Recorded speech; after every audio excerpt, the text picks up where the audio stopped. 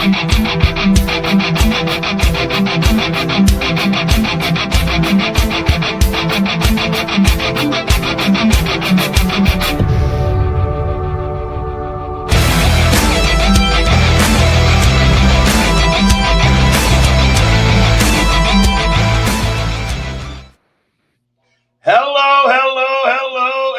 welcome back to another episode of the Pez Pork Show. We have an exciting show for you today. We are going to discuss some trades before the draft and the winners of those trades. And then we will go into our analysis of each division in the West, I believe. Is that right? Is it the West Division? Or maybe it's the East Division. I apologize. Anyway, we're going to talk about the Happy Valley Division 1, St. Magnus Division 1, and the Marwick Head Division 3, and the Mullhead Division 4. And I believe the Happy Valley might be Division 2. But anyway, so Dr. Pez, how are you, sir? I'm good, mate. Just got back from camping, so hence the late start. Got stuck in traffic, but we're good. We're here. Stink, and we're good to talk some shit to someone. Yeah. We already have a couple of guys on here trying to start some trash talk. Same faces, I see. Same faces. Yeah, same people trying to start the stuff, but that's all right. We're always happy to have our listeners on board, and we have an exciting show today, so let's get right to it. Johnny, let's do it. By the way, I apologize. I failed to mention we do have Johnny back in the production booth. He's not feeling well today, so he won't be on screen at all, if a little bit or none at all. Anyway, we have some exciting trade news. The first trade that we have is the Leeds Leopards with Matty Leo and Soren's Pfeiffers with Nurse Martin Haldane. As you can see, it's a couple of picks. I've often wondered, you give up a first round pick for a late second round, and then you move all the way down to the 8th round. Is this good value in your opinion, Pez? I personally don't like what the Leeds Leopards have done. I personally don't like that. I don't like it much. Some people do like the mid rounds where you stack some picks up in the, like, say 6 to 10 rounds. I personally don't like it because I feel like you're kind of just losing that top end value. Yeah, the difference makers are in the first 3-4 rounds. Yeah, definitely. Minimum, I think you're hedging a little bit. Whereas Martin's clearly gone and attacked the first round to get 2 top end guys. Something only Martin would do, really, wouldn't he? He's always up to something, isn't he? Yeah, he offered me something similar in a different league, and I said no. Anyway, let's see what the players they got. So with the second round pick, you got AJ Brown. With the 8th round pick, Trey Harris, the rookie, and the 16th round, Patrick Queen. For CeeDee Lamb, Matt Gay, and Levante David. Dr. Pez, thoughts? I was just going to have a look then to see who Martin's other first rounder was. But fingers chopped. Here we are. So he got Bijan and CeeDee Lamb from the first round, from what I can see. He got who? Here. I think he got Bijan. Okay. If that, the names are cropped off on the Excel sheet what Johnny sent us. Yeah, the Johnny sent, yes. Yeah, 1 second. Let me see if I can quickly spin it. Why do I try and do all this shit and never be able to get it done in person? Right, here we are. 1 minute. Let me have a look. Nope, names are still cropped off. From what I can make out, it looks like he got Bijan.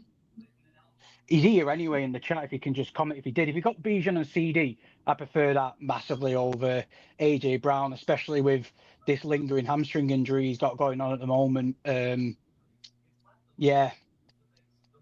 Yeah, so Yeah, he did I would get tend to what he go was. with the 2 first-round picks. CD Yeah. Lamb is a much bigger producer than A.J. Brown ever has been. Not that A.J. Brown is a weak choice, but CD has been one of the top 2 or 3 wide receivers for 3 years in a row. So what pick was the Patrick Queen pick then? I can't remember. He got the 210. Right. Yeah, 16th. 16th round. That's all right. I don't mind that in round 16 for Patrick Queen. I think he's a serviceable IDP point scorer in them rounds. Johnny's giving us loads of shit in the chat. Just because you can't talk, Johnny, doesn't mean that you have to fucking give a shit. Yeah, I can't find the spreadsheet. I don't know what happened. I'm scrolling on my phone. All the names are cropped out. Johnny's poor spreadsheeting, I reckon. We can give him loads. He can't come and say anything, can he? But overall, I prefer Martin's. Yeah, I would go if we had to choose a winner, Johnny. Here, I think I would give a hands down win to Martin. It's certainly with the CD Lamb being a Dallas Cowboy fan, I might be a little biased with AJ Brown being an Eagle, but I would still probably give the winner to Martin on this trade. Going down to the 8th round is a huge jump. Martin's Johnny's threatening to mute us all, so that's great. My good old mate Luke's here. Might as well give him shit in here like every other group chat we're in. Yeah, I was just looking at the spreadsheet and then I closed it. And now I can't find it in the damn chat. Anyway, I will find it, and so I can look at the spreadsheet later. But all right, so let's go to the winner here. Who do you give the winner to? To Martin, or Haldane for anyone who doesn't know who Martin is. Yeah, 2 votes for Martin. Sorry, Maddie, but I think Martin has this. All right, Johnny, Let's go to the next one.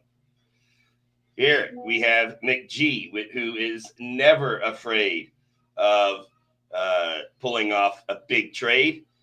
He gave up the second round, the 3rd pick in the 2nd round for the 10th pick in the 2nd round and the 6th round pick.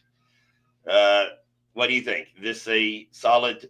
Would you make this type of move here to move down like McG did?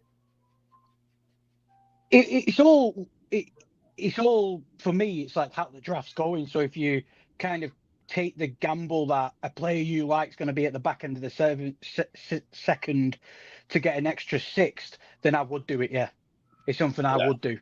If there's a guy there who I particularly like, then I'd go and do that to pick the extra 6th rounder up.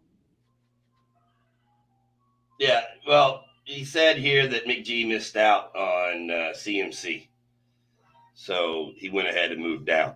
And I would also, this in a draft like ours, I think I would be willing to move down for an extra 6th round pick. But the problem is you have an extra pick that you're going to have to move eventually or cut someone, right? Yeah. After the draft. So you do need to be aware of that. Johnny, but let's see what we got here. It's like you said, Pork. It's if you stack the top end, normally it's just one of your later picks you can just kind of kick out the door by getting that top couple of, like, say, first 6 rounds stacked with players you like. That's right. So here, so he got Lamar Jackson with the 210 pick.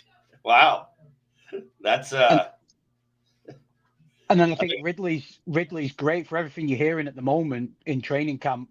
Like, I think Ridley's great in the 6th round, at the back end of the 6th. So and obviously they didn't know this at the time, but Achan's just picked up that soft tissue injury. What they're saying he might be out for a couple of weeks with. So, well, that's always a risk with Achan, right? Yeah, he's always going to run the risk of being injured and missing significant time.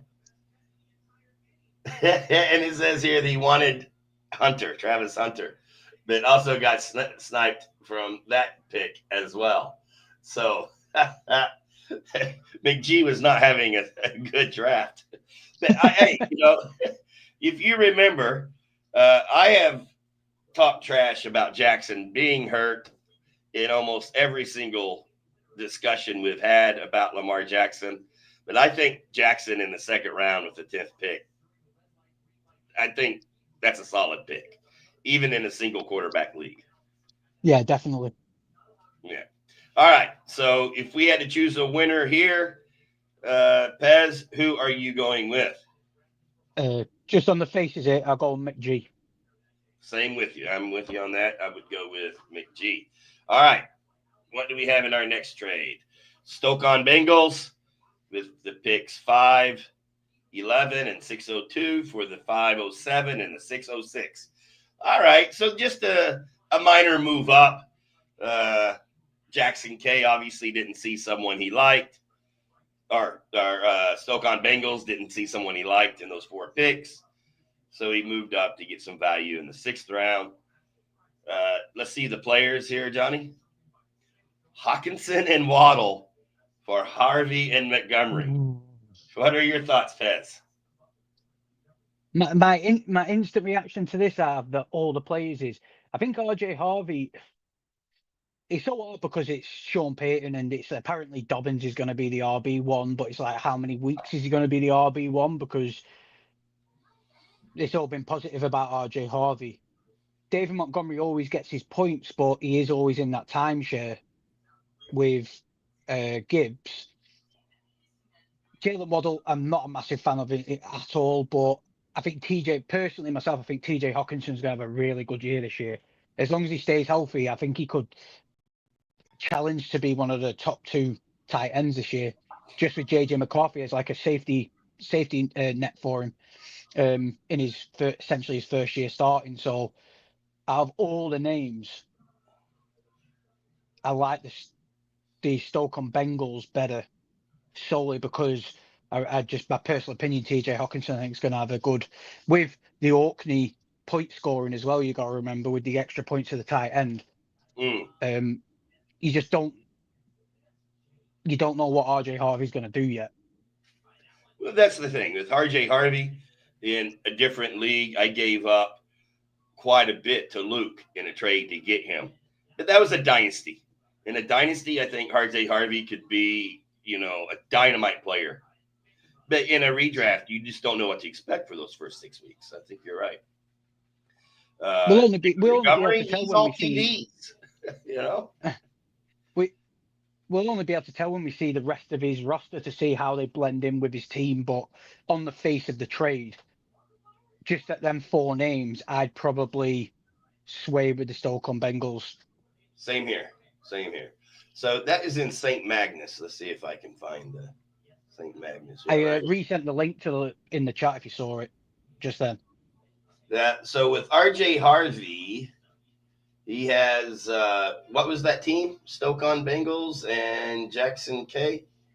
Yeah, Jackson K and Harvey and Montgomery. His other players are Jalen Wright. Talking about running backs here, right? Jalen Wright, Tank Bigsby, Javonte Williams, Dylan Sampson, and that's about it on running backs. So RJ Harvey is his big name guy, it looks like. Yeah. Yeah, I'm seeing that too. Yeah. Wow, he's gone deep on IDPs, hasn't he? Yeah. Fucking That's Jesus. Very interesting. But hey, he does have several tight ends. He's got Trey McBride, TJ Hawkinson on there, so that's a big one. TJ Hawkinson's is on the Stoke on Bengals. I think that's a typo by Johnny. Okay, yeah. I'd be interested when we get into the leagues. I think we're doing the East next week, because his team just looks bizarre. For Jackson, I'm in a couple of leagues with him, and it's, I don't know, very bizarre drafting strategy that to me. Yeah. Well, sometimes, like last year, if the guys you want, if they get taken 1 or 2 picks ahead of you, your whole idea and strategy is just out the window, and you just start taking, guys you don't even like, and your team just ends up looking crazy and bizarre, like mine did last year. So hopefully mine did better this year. We'll find out later. Right. We'll find out later. We'll hold off there because I think the next trade coming up has Jackson K in this next trade as well. All right, let's see the next one. All right, so here he traded with Leeds Lassos, the 711 802 and the 1002 for the 705 808 and 1008. Interesting. So he's not making big moves, but he is moving up a few picks to get his guys, right? Which here it was Cam Scatabo, Josh Downs, and J.K. Dobbins, which there you go. You had mentioned earlier for basically Jalen Warren, Juan Jennings, and Javonte Williams. Okay, now we see it. So that changes his running back room. Yeah, so the clarity there is he's done RJ Harvey, but he's also took J.K. Dobbins as well. So he's technically got the best of both worlds there because he can play J.K. until RJ Harvey comes in. And if he's smart enough and there's someone out there who might be RB needy, if J.K. is doing well, but he senses that RJ Harvey might be eating into his snap share, he could try and trade off J.K. Dobbins for another piece somewhere. So that does make it clear. Personally, myself, when it comes to Cam Scatterbo, I understand why everyone loves him. He was great in college. I just don't know whether he's going to be able to sustain his style in the NFL. I think also, Tyrone Tracy isn't the type of guy you look at and think he's going to be a 1,200-yard rusher scoring 10 TDs for the next 2 or 3 years. You don't see that with Tyrone Tracy, right? So the opportunity is there for him. It is, but I think Tyrone Tracy's better than what people give him credit for. People remember last year, and he did well for himself for how bad that Giants team was. Johnny will be able to tell everyone that. They do seem to be. They've had a lot better of a preseason. Jackson Dart's he's looking pretty good in these first two preseason games. If that all can get serviceable, it can open the doors. How I always see Cam Scatterbo, I see Cam Scatterbo as my example is when we had Marshawn Lynch in the Seahawks, and then we had Robert Turbin as his RB2. So Marshawn will go and just do all his elite running stuff, and then Turbin will come in and just be an absolute power back who just wear down the defensive line to create holes for Marshawn then to come in and just tear him apart. Right. So yeah, I took some flyers on Scatterbo late in drafts. I wouldn't be surprised if he, busts out, but I wouldn't be surprised if he rumbles the second half of the season as well. I'm excited to see what he did. I was a big fan of him in his college years. Yeah. Go ahead. No, I was just going to say, he did, but I think when it comes to the NFL, I think his size he's gonna get tired really quickly. Hence why I don't think he could become. I don't think he will come the lead back. I think he'll always be the two. He'll be the power back. He'll be the support to wear down a defense for your more skilled running back to basically do all the damage. It could be like David Montgomery if he gets the inside the 5 touches. Potentially, yeah. Then he's going to be a valuable guy. If he's not getting those inside the 5 touches, he could be a nobody, right? Would you want that headache though in a redraft of trying to figure out? No, that's why I don't pick Montgomery. I don't want to worry about because the only thing that he has are his touchdowns. He doesn't have big rushing numbers on a week-to-week base. So, yeah. Yeah, Gibbs and Montgomery are like the best ball cheat code. Just get them both in your team. And then That's you don't right. need to worry about it, do you? Because Best Ball does it all for you. Like they literally Yeah. are a duo cheat for that format. All right. So who won the trade here? Who would you say? We didn't even discuss Lasso's things, but Jalen Warren, the second round or the second string running back, I would guess, behind Johnson in Pittsburgh. Juan Jennings, he could be wide receiver 1 or at least 2. Javonte, who knows what's going on in Dallas? I have an idea, but They'll trade for Brian Robinson Jr. Now he's on the trade block. Yeah, that's all. That is true as well. Downs has just got injured as well, so that does. Today, I think it was released. Just on the face of it, knowing that now, yes, he also has RJ Harvey, I would probably give it to Jackson K. Obviously, looking at it deeper with his roster, I'd give it towards him because Jalen Warren, I still think the RB1 in that team, but I think Johnson is literally nipping at his heels because he's never really been a world beater since he's been in the league. DeJuan Jennings, the last thing I heard, he's still injured. He's still out. And Javonte Williams, God knows what's happening there. Like, it's a three-way committee. Go on, you're the Cowboys. You're the Cowboys guy. Go on, tell us. Well, when we get to my team, you'll see that I drafted him fairly early. So I think it was around the 10th or 11th round. I do think that Blue will be the starter before the end of the season. I think that he's impressing the coaches. You talk about in the OTAs, he was criticized for being lazy. But then when they returned for training camp, all you read from the coaches and everyone, the reporters, is that he has just exploded. He came to work during the training camp. Like, he wants this job, and it's there for him to take.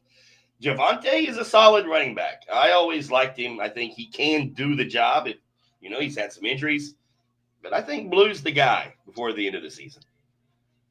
Blue's just got from college, like watching Texas, it's just the drops. He can do everything. He can run it. He can catch it. He can do all that.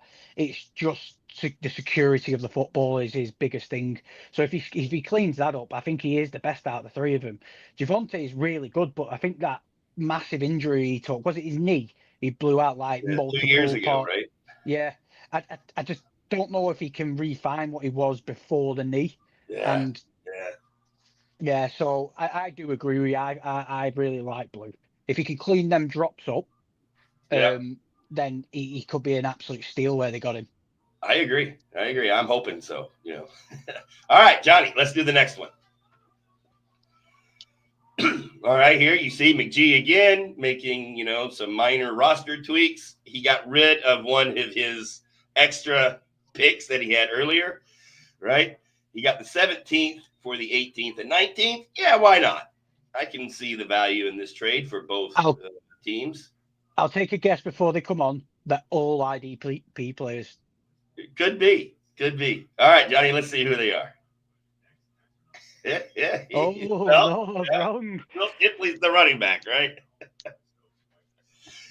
Yeah. So 2 of the 3 are IDPs. Now, again, I'm going to admit my ignorance on IDPs. I have no idea Quay Walker is worth it.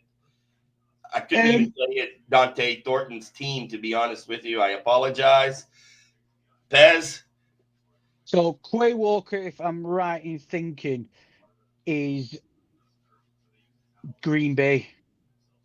Someone can. They're talking about the auction. Were you in Craig's auction draft last night? I was not. I was in a different auction from 1 a.m. to 3 a.m. So I'm a little tired today because I had work this morning. But I could not do both auctions. I just couldn't do it. I tried to do it. Well, just a quick side note, Luke, the cheeky prick, whilst I was away camping, enjoying some family time, he decided, I'm going to put Ken up for an auction, knowing I wasn't there to do it. I was not happy. He mentioned he had another auction at 3 a.m. Yeah. I was pissed. I was not happy. Yeah. If I didn't have the 1 a.m. auction, I probably would have joined Craig's. But I had joined the 1 a.m. auction months ago, so there was no getting out of it. Yeah. So Johnny's done my back onto this. Johnny's done my work for me. I was about to say Quay Walker's Green Bay. He's all right. He's a safe IDP scorer. Last year at the back end of the year, he got you teens to low 20s every game, but where he got him, you can't grumble. But there's better guys out there. Dante Thornton is the rookie for the Raiders. He's a speed guy from Tennessee. Really good. Like, I think quite slept on in the draft this year coming out. He potentially, I see why he's took it, back end of the draft, chucking flyers. If he's got room on his bench to leave him there, like, he's essentially like just your vertical guy. Go deep. And Gino doesn't mind that. But I don't know where probably get dropped. And then Will Shipley that late is great because essentially he is the backup to Saquon Barkley. Okay. So you've got Saquon Barkley's heir if he gets injured in whatever round that was. Was it like the 18th or something like that? Like, so if I remember before Saquon, the 19th. Yeah, he's at Pittsburgh. So he's behind Caleb Johnson. He's behind Jalen Warren. Yeah. Will Shipley's not at Pittsburgh. Johnny says Pittsburgh. He's at the Eagles. He's the backup to Saquon Barkley. Eagles as well. Yeah. Unless I'm completely. Now, if I remember correctly, the Eagles didn't have a lot of solid fantasy level running backs before Saquon last year. Yeah, he's already said my bad. Yeah. It was Gainwell who left. Yeah. So I don't know. I mean, maybe Will Shipley, has that type of talent, but Philadelphia's always had mid-level fantasy level backs. But yeah, in Vegas, don't they have Beck that they're high on as well? Yeah, well, reading it, Beck seems to not be doing as well. Okay. Yeah, so I think Beck and Thornton, you've got to take Pete Carroll, Gino, everything like Pete Carroll brings to a team. Like Beck and Thornton have got to do something really substantial to stand out. But I just think it's going to be Jacoby Myers. That team's going to be run through Ashton Genty, Jacoby Myers, and then the two tight ends. Everyone's forgetting about Michael Mayer. But Michael Mayer's no scrub. Like, obviously, Brock Bowers is Brock Bowers, but Michael Mayer was a first-round tight end. But he was the sexy tight end when he came out, just like Brock Bowers. Got injured. They weirdly then took Brock Bowers as well, and everyone forgot about him. It would not surprise me if it was all funneled through Jacoby Myers, Genty, and then the two tight ends. Yeah. And no one else really gets a look in. Yeah, I remember I took Mike Mayer as a first-round pick back when he came out. He was a first-round tight end. He had a decent first year. Yeah. He had some decent games as well, so probably not Brock Bowers' level, but obviously Bowers is a dog, though. All right, Johnny, let's go to the next. Any winner on this one here, Pez? I give it Mick G, but solely because Quay Walker, is guaranteed to play. Yeah, the other two, probably going to play him, right? Yeah. You're actually going to play him. Yeah, you're actually going to play. Them two are just bench fillers. Yeah. All right, Johnny, let's go to the next one. Before we go to the next one, if you see Derek's comment, so in the auction, I didn't realize that when it comes to your nomination, if you miss the nomination, it auto picks it. And I don't know how. I clicked on it. I didn't even realize I'd bid $60 for her. I'm like, I thought Luke had fucking got into the commissioner spot and absolutely done me dirty. I was like, what the fuck is going on here? I was fuming after that, so I was just chucking shots all over the gaff. I was like, fuck this. Well, you should have a solid team with that. Trust me, I don't. Quarterback. Trust me, I don't. All right, so here you can see my trade. I got a little panicky. I traded the 1311 and the 1602 for the 1404 and 1509. I'm happy moving up 5 spots and then moving down a little bit. And I got Rico Dowdle and Dak Prescott and gave up the chance to get Dylan Sampson and Jared Goff. I can tell you why I made this trade. I was thin in running backs. I think I only had 2 or 3 at the time. I needed depth. And Dowdle was, in my opinion, the best on the board. And I was looking at the other teams behind me. They were also a bit thin at running back. And I did not think he would be on the board when it came back to my pick in the 14th round. So I moved up and got him. So you can look at my roster and tell me if I needed him or not. I can look at it real quick. Let me find you. Right, here we are. So, is this yours? Lamar Jackson? Yes. Trey McBride, Kyron Williams, Jackson Smith and Jigba, Caleb Johnson, TJ Hawkinson, Pearsall, Shakur, Blue, Reed, Trey Harris, Nick Cross. Is Dylan Sampson your pick? Yeah. No, that's where I have Rico Dowdle. We'll have to talk to the producer after this prize. No, because he already explained in chat earlier the picks, like for the draft pick number, stays with the team. But if you look down at the bottom, it shows you the trade. Do you know what? I'd say there. So in yours, you have Lamar Jackson and Dak Prescott. Yes. Right. Do you know what? When we actually review the leagues, I'm actually quite impressed with you, Paul. Well, we'll see. We'll see. I'm actually quite impressed. It's not a bad team. Of course, Ian's going to say that Amos won this, and that's okay. You know, actually, I had to look up Dylan Sampson. I think he's the backup to Chase Brown in Cincinnati. Is that right? Yeah. No.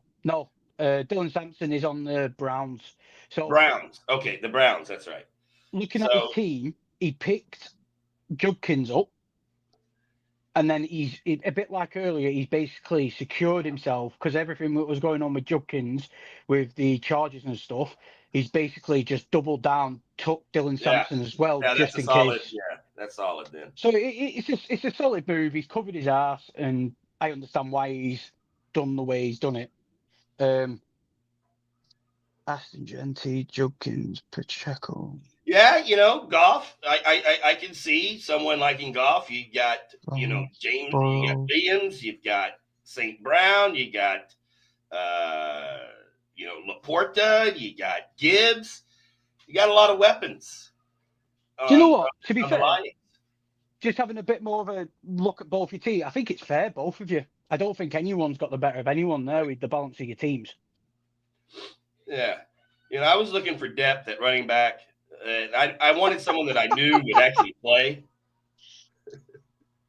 Mannion's not witnessed like Dak Prescott in fantasy football yet, has he? Fuck it and chuck it. That's all he is. He's a points master. He's not experienced a Dak Prescott fantasy season yet. Yeah, well, you have to remember Prescott was hurt last year. The year before, he was a top 3 MVP candidate. So he finished in the top 3 in the MVP race. So Prescott's not a washed quarterback by any means. But we'll have to see how he does this year. We'll have to see how he does. You look at everything that's happening with the Cowboys' run game, like we spoke about before. Everything tells you they're just going to be ripping the ball constantly. Yeah. And Pickens has been playing well. I mean, he's playing for that contract next year. So we could be having an explosive offense. So I'm hoping for that anyway. All right. So thanks for the opinion, Ian. I can't disagree that Goff could be better than Prescott. As a Cowboys fan, I'll lean towards Prescott anyway. Dowdle, I wanted a guaranteed player that would get guaranteed touches every week, and we'll see. All right. So, do you know, Paul? I'll give you some flowers there. That was great hosting that, being very unbiased in Ian coming for you. we all love Ian. God, someone has to. His mom probably doesn't. Right. This trade, I had personal conversations with him about this trade. So I'm interested to see what your opinion is on this trade. Okay, so he gave up Taylor, right, to get Devontae Smith, which, granted, solid wide receiver if he's your number 2 or 3 guy. Josh Downs, he mentioned earlier, it's a soft tissue issue, not seasoned, but he's still got, Pittman is still wide receiver 1. And everyone is down on Pittman, but Pittman didn't have a terrible season. I mean, if you look at the quarterback situation, Pittman didn't do too bad.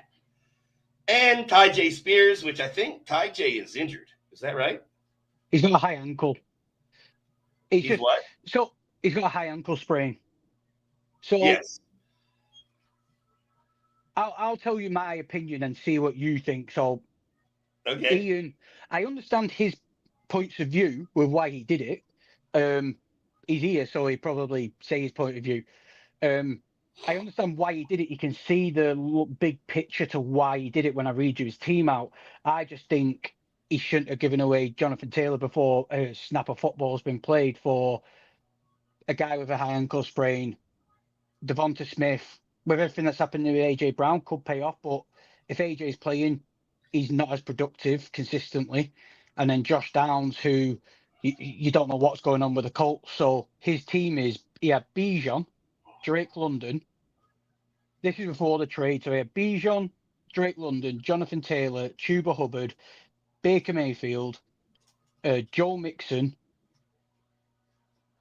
Jordan Addison, Travis Kelce, Chris Godwin, Cooper Kupp, TJ Edwards, who's an IDP, Dallas Goedert, Rashard Bateman, Zach, Justin Fields, Robert Spillane, Brendan Strain, Keenan Allen, Fairburn, and then Cade Otton. To me, I read his team, and even though I'd love to rip him to bits and tell him that his team's dog shit, for Orkney, for his first year of doing it, very, very solid team. And then he decided, because he had Joe Mixon, who's on the pup, so it's like if Joe Mixon comes back, he's essentially got Chuba Hubbard, Bijan, Joe Mixon, who are all RB1s. But all the reports I read was Joe Mixon, it's not looking good with his foot. And then more's come out where it's saying that he potentially might be having season-ending surgery to fix whatever he's got wrong with him. So, personally, I think he shot himself in the foot where his depth in his roster already was really deep. I just don't think he needed to do what he did. Yeah, I think starting the trade with Devontae is very solid. And, Devontae's, as he said here, has been a proven solid wide receiver 2 guy, right? To where I don't understand is Ty J. Spears, he was good last year, but Pollard is still the number 1 guy there, right? And Downs, he's been very inconsistent, especially with the quarterbacks they have, right? I think if he would have waited until after the draft, he may have actually got more for Taylor. This was after the draft. This was after the draft. Yeah. And he chose to get these 2. Wow. Okay. All right. I think his team can take it. And he got depth at running back. And he did get a wide receiver with Smith and Downs. And Taylor, I bet big on Taylor last year. He hasn't performed very well the last 2 years. Yeah. So I can see why Ian did it. I probably would not have made this trade personally, but I will say I understand why Ian did it. I would give the winner to J Bones only because Jonathan Taylor is guaranteed to have more touches than the other three probably combined. Yeah, which has bigger play, big play opportunities. And with Joe Mixon hurt, you have Bijan and Taylor as your 1-2. That's great. I mean, man. Just looking, I'm looking at Jay's team now, and if I was Mannion, he gave him Devonta Smith, but he's got Puka Nacua, St. Brown, T. Higgins. Oh my. So personally, if I was giving away Jonathan Taylor, I'd be like, you're giving me one of them three. Yeah, you probably could have got Higgins, surely, right? Yeah. Because he's wide receiver 2 for a running back 1. But maybe he was offered that and he decided that having, the Downs and Spears as further depth would be worth it.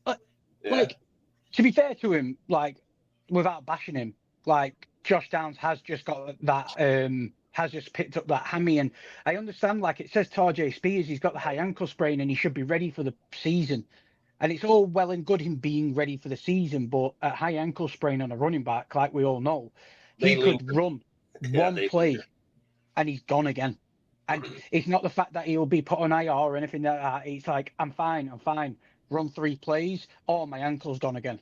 Run 3. And it for me, it's just a headache where you've got the known quantity in the Colts offense is Jonathan Taylor. Just to give it away before the season's even started, personally, and I'm not saying this to dig him out or anything. I think he's got a solid team for Orkney. Like his team, he's got depth everywhere. He's drafted really well. That's, if anything, I'm more like, why have you done it? You've drafted really well. You didn't need to make the move. But yeah, I hate to say it because I would love to ridicule, belittle, and make fun of him, but he hasn't done poorly in his drafting. Even in this trade, I cannot say he's lost, right? I mean, depth matters. And so if Mixon comes back and gets healthy and is the old Joe Mixon, in fantasy, then it's probably not going to hurt him in the long run. But we all know what Orkney's like the scoring with all the differences. You got 3 wide receivers you have to play, your ID, please play into it. And you look at your team and go, I've got a class team, and then you lose 5 in a row and you're scratching your head. It's an awkward league to play in. And I just didn't know why. So I'm not digging him out saying he's lost the trade or anything like that. I understand why he's done it. I just personally wouldn't have done it. I don't think he needed to. Yeah. Better, so like I'm going you to said, put this trade as a push at the moment. But I would love to revisit this if we can remember. We always say we're going to revisit things and we always forget. But if we could revisit this, in week 8 to see. Yeah. Because I would give this a push. This is a very interesting trade because I can see why both players did it. But Mannion's put, I want a better squad, but he had a good enough squad for the whole year. Like, this is what he doesn't understand. He thinks when I say it, I'm talking about a shit hot start. He had a good enough team to push him through for the whole season. Like, yeah. I get what Ian's saying. Yeah. Like I said, I understand where he's saying, but he's talking like I'm trying to dig him out, but I'm not. Like, I'm literally saying he's got a solid team that is like year-wide solid team. He's got depth everywhere. He didn't need to give away one of his top players for the 3 he's got. Because on his pup, he's got Chris Godwin and Addison, who probably I'd play over Devonta Smith, depending on how the season's going. Obviously, we're here saying it now. I would have them Devontae's a good wide receiver too, man. So as a Cowboys fan, I hate Devonta Smith. He's always making big plays. Yeah. So, yeah. All right. So we've flattered Ian enough. So let's go on. We've both called this a push. And here we are. Why we are all watching. Because we want to have our team evaluated by the good Doc Pez. And, of course, the sizzling pork belly.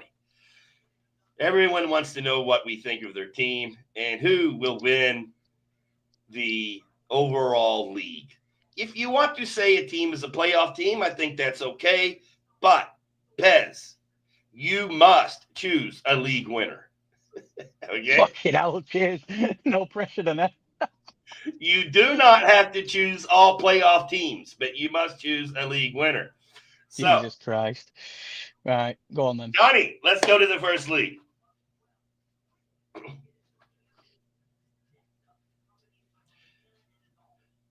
Here we are. I need to make it full screen, so I'm not going to be able to see you guys.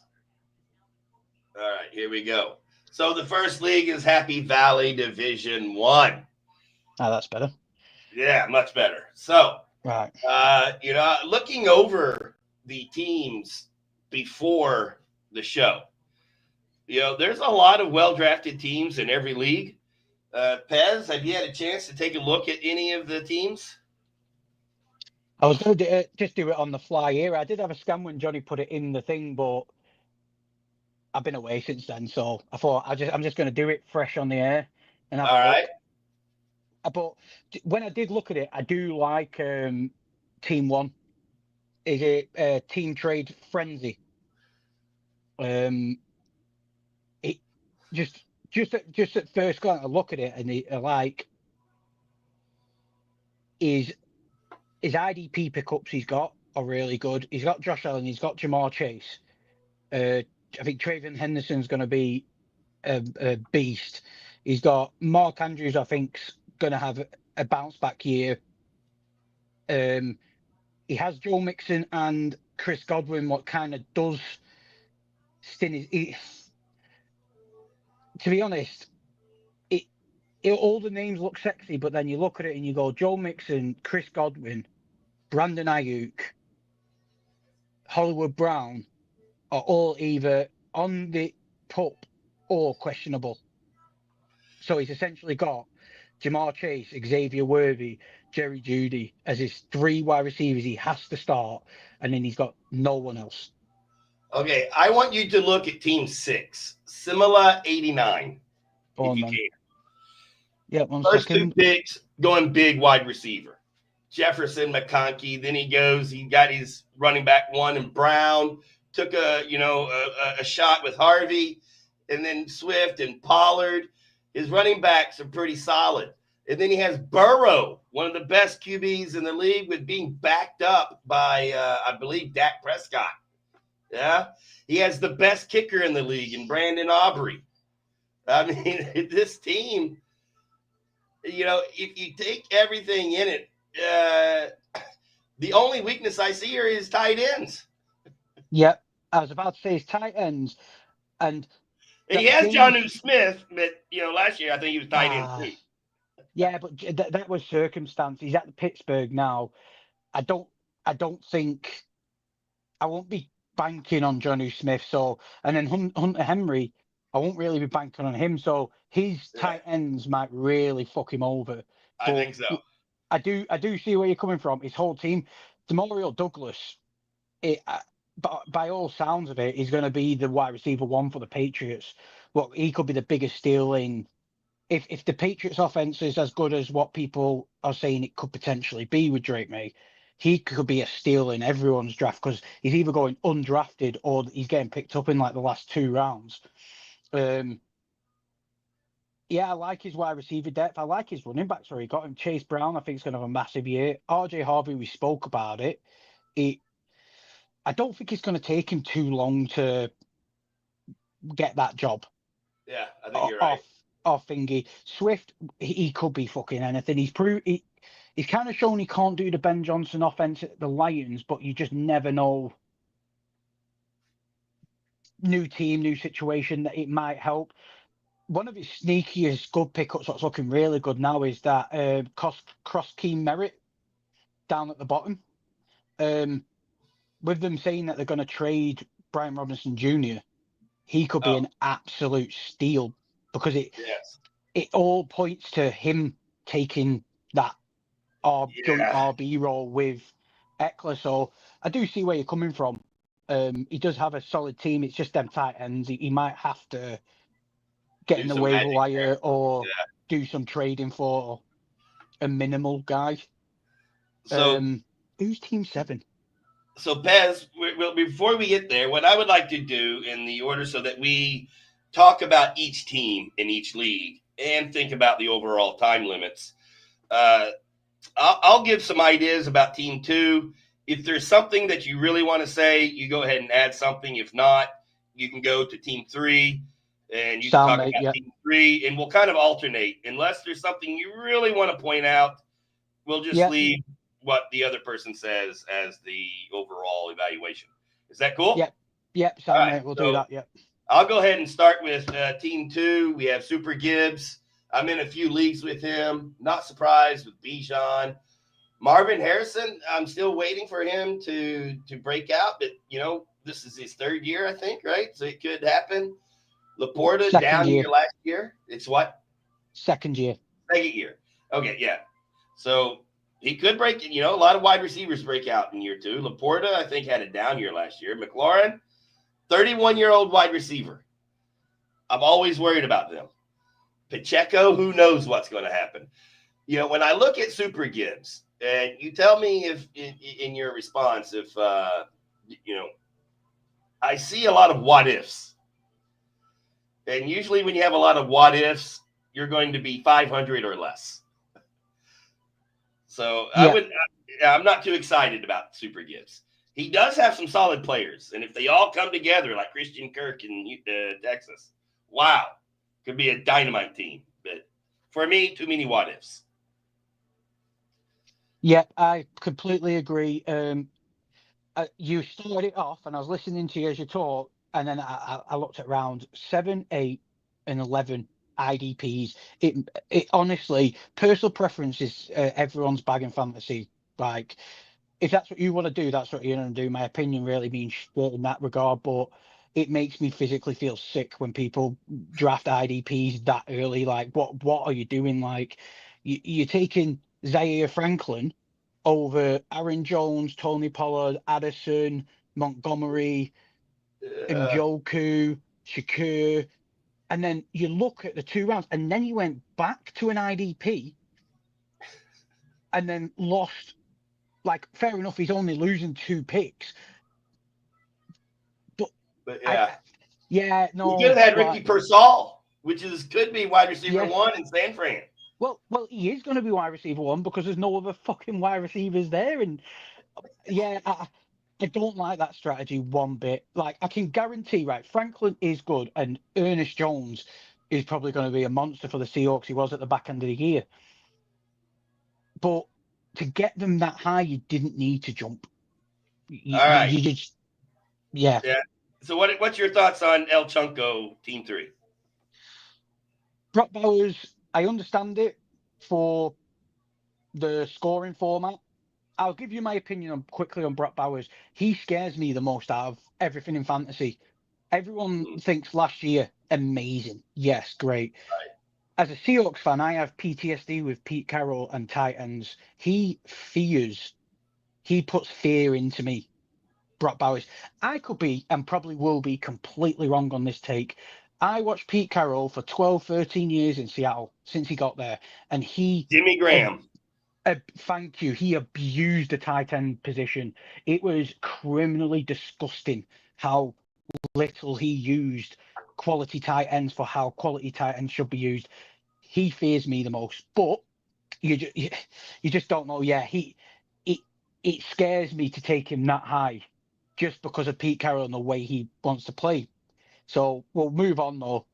Yeah. So I'm not seeing a lot of standout picks on this team. That's all I'm going to say. I'm not too impressed overall.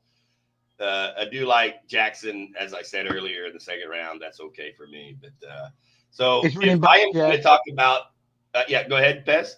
I'll just give you a quick one on his team because I agree Okay. with you, what you just said, so we don't spend too long. People are down on Jackson Smith and Jigba. Everything I've seen through training camp, I think he's going to surprise everyone with how well he is going to do this year. I think he is legit going to.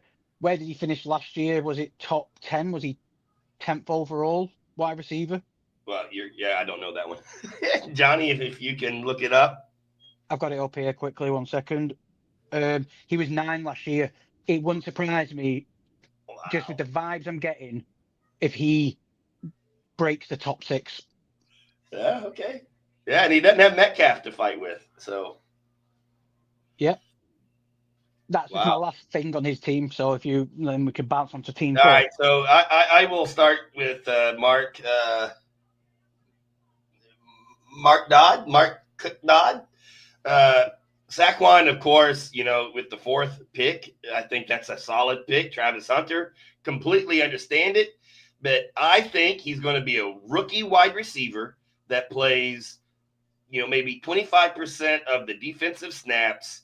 And a lot of people that have picked him in the top 1 or 2 rounds are going to be disappointed, in my opinion, in a redraft. Now, maybe in a dynasty, Travis Hunter is going to end up being the star of all stars. And I think rookie year, he will not be.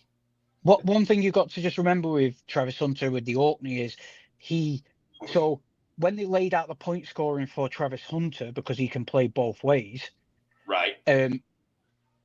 Basically it's going to be interesting to see if you put him in the wide receiver spot, but he plays all defense, if you still get points in the wide receiver spot, or they're going to, separate them. Oh, you get both. You get both. Yeah, they made out that if that's the case, you kind of he is kind of like the, as they call it, the unicorn in IDP Right. leagues, Yes. because that's why you take him in the second round, because you're getting all his defensive points and his offensive points. He could be a legit monster. Personally, Yeah. I don't I think he's get it. gonna. I don't think he's gonna hold up. I really don't think he's gonna hold up. But I don't think he is. He's already. They held him out of practice the other day because of upper body, a chest yeah, sprain upper, or something. yeah, Kittle, something like that. of course, Kittle, I think, was the number 2 tight end last year. I think that's a solid pick, but he's hurt a lot. But then he has Kincaid. I think Kincaid, this is his 3rd year, I believe. Time for a breakout. And his flyer with Waller, why not? Fuck But it. Yeah, no. Ricky Pearsall, yeah, wide receiver 1 in, a stacked offense with, their head coach. He's always got a solid offense. There's always going to be a wide receiver that performs well. Debo, Ayuk, they've always had somebody in the top 5. Pearsall's year. Waddle, I'm not down as much as you are. Evans, 11 straight 1,000-yard receiving? Oh, my gosh. But, The stack. again, I see a lot of what ifs on this team. What if Caleb Williams performs? What if Darren Waller performs? What if Mike Evans can do a little bit better than he did last year? What if Chuba Hubbard is a 1,200-yard rusher? What if George Kittle can stay healthy? Well, I'd say with this, looking at his team, I do understand where you're coming from, but to get Caleb Williams that late as your backup because Baker's going to be your starter, why not is what I'd say. He's drafted his IDPs in an ideal spot for me, and they're all 3 legit IDP players. That Edrin Cooper, I think could be the best IDP player this year. He's young, aggressive, and hungry, and he's a tackling monster for Green Bay. He could be outstanding for point scoring. Ricky Pearsall, Rashid Shaheed, Josh Palmer's the one I wanted to talk about. I think he could be the sneakiest pickup in fantasy this year, because he could easily project himself as the wide receiver 1 with Josh Allen this season, and he got him in the 16th round. So it's kind of like putting a sugar coating on your what if. I don't mind it compared to the other team you spoke about, what was a massive what if. Yeah. I will say, and I think I read, if you read Johnny's message, we should remind everyone he is the defending champion. I believe, is that of the Orkney Bowl, Johnny? The defending Orkney Bowl champion? Wasn't that El Chunk? Yeah.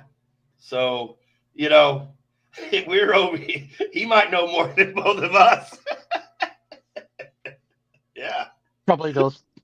All right. We have Team Right. 6 here. So, Pez, if you Justin, would like to just give some we'll quick thoughts. we'll leave Team 6 because we spoke about Team 6, didn't we? I mean, Team 5 with Jamar Gibbs, A.J. Brown, second Sorry, round. yeah. All right, yeah. So Jameer Gibbs, AJ Brown, that injury to pick him up in the second round. I understand it, ADP and all that, but that injury is a concern. That injury is a concern that would concern me a bit. But AJ Brown, Garrett Wilson, Jameson Williams, Chris Olave, John Jennings, Trey Harris, Torrey Horton. His running backs with Gibbs are Alvin Kamara, Aaron Jones, Tajay Spears, Stevenson, Nick Chubb, and then the backup for the Bears. Love what he's done with his IDPs because he picked two old guys who are solid tacklers. Chuck Purdy in there. Thin at tight end with Tucker Kraft and Elijah Arroyo. I'm not a big fan on Tucker Kraft being consistent at the tight end spot.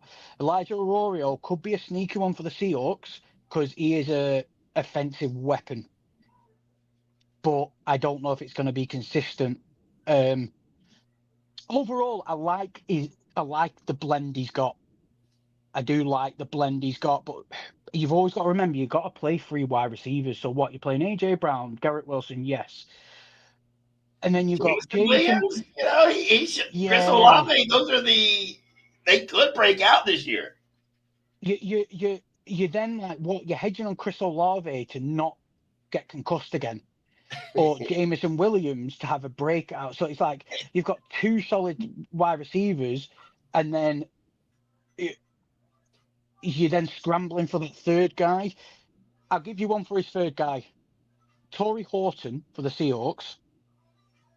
Like, he could be, in real football terms, could be the steal of the draft because he is lighting up preseason. Training camp of preseason, he's looking like a legit, like, outside, solid, starting outside receiver. Like, well, I will only add just one thought. And you can reply if you want, or we can move on to Team 7. I like the Flyers on Juan Jennings and Trey Harris.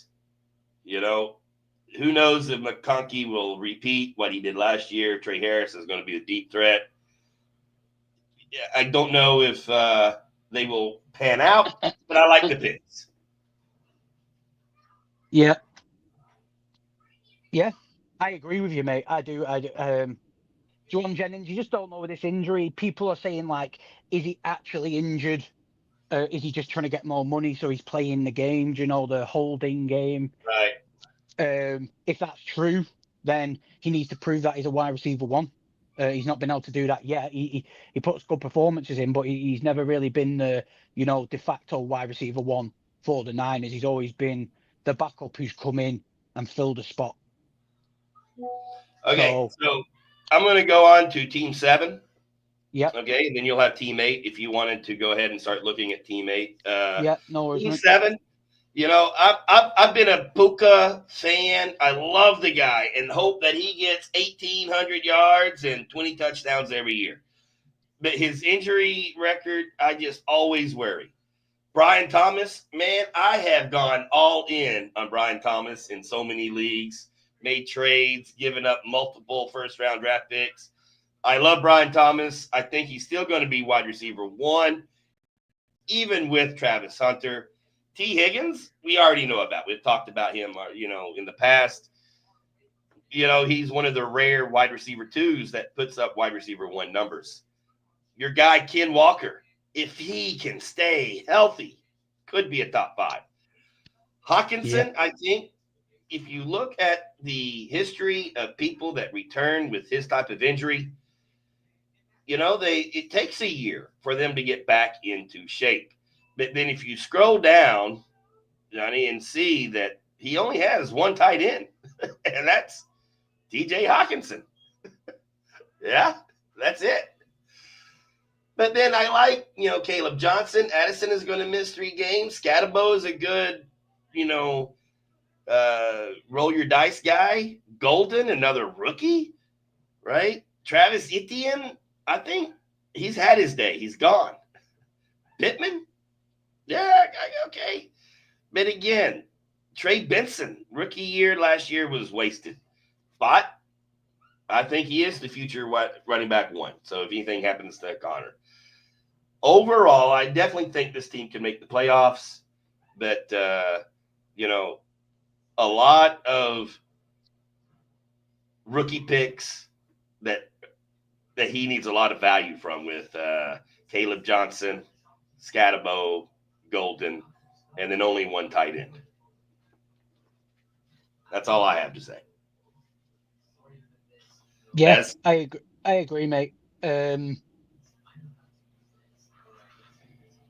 He's got a good enough blend. One tight end is a risk, especially in the scoring. He always does make me question why people don't pick more tight ends, because the scoring helps towards tight ends. But yeah, there's not much more with that one I can really add. So what's your take on Team 8? So Team 8 is who's Team 8? I can't see the name on my Gatch, is it? Gatch 1. I have not heard this name before. I think he might be a new player. I like this overall team, because looking at this team, and I'll read it out, and I can already hear what you're going to say about this team. So he's got CD Lamb, St. Brown, Zay Flowers, Deebo Samuel, Josh Downs, Keon Coleman, and Rome Wilson. And then his running backs are Kyron Williams, James Conner, Montgomery Bigsby, and Najee Harris. He's got Jaden Daniels, he's got Colston Loveland, he's got Cade Otton, he's got 3 solid IDPs, and then Sam Darnold is his backup as his last pick. I really like the spread of this team. You can nitpick at this and go, what running backs are quite thin. But the thing I like what he's done, you've always got to remember it's a 3 wide receiver league. And you look at his wide receivers and you go, every single one of them, because by the sounds of it, Ron Wilson's going to be the wide receiver 2 for the Steelers. Every single one of them you could play in your 3 wide receiver spots, and you're not scratching your head like the other teams. It's like CD Lamb, St. Brown, Zay Flowers. Personally, I'm not a big Zay Flowers fan, so you take Zay Flowers out. I'm a big Deebo Samuel fan this year in that team. Boom, 8th round is good value for Deebo? Yeah, I'd say. Okay. I'd say. And then what if you don't like Deebo, but like I got him in the auction last night for like $8.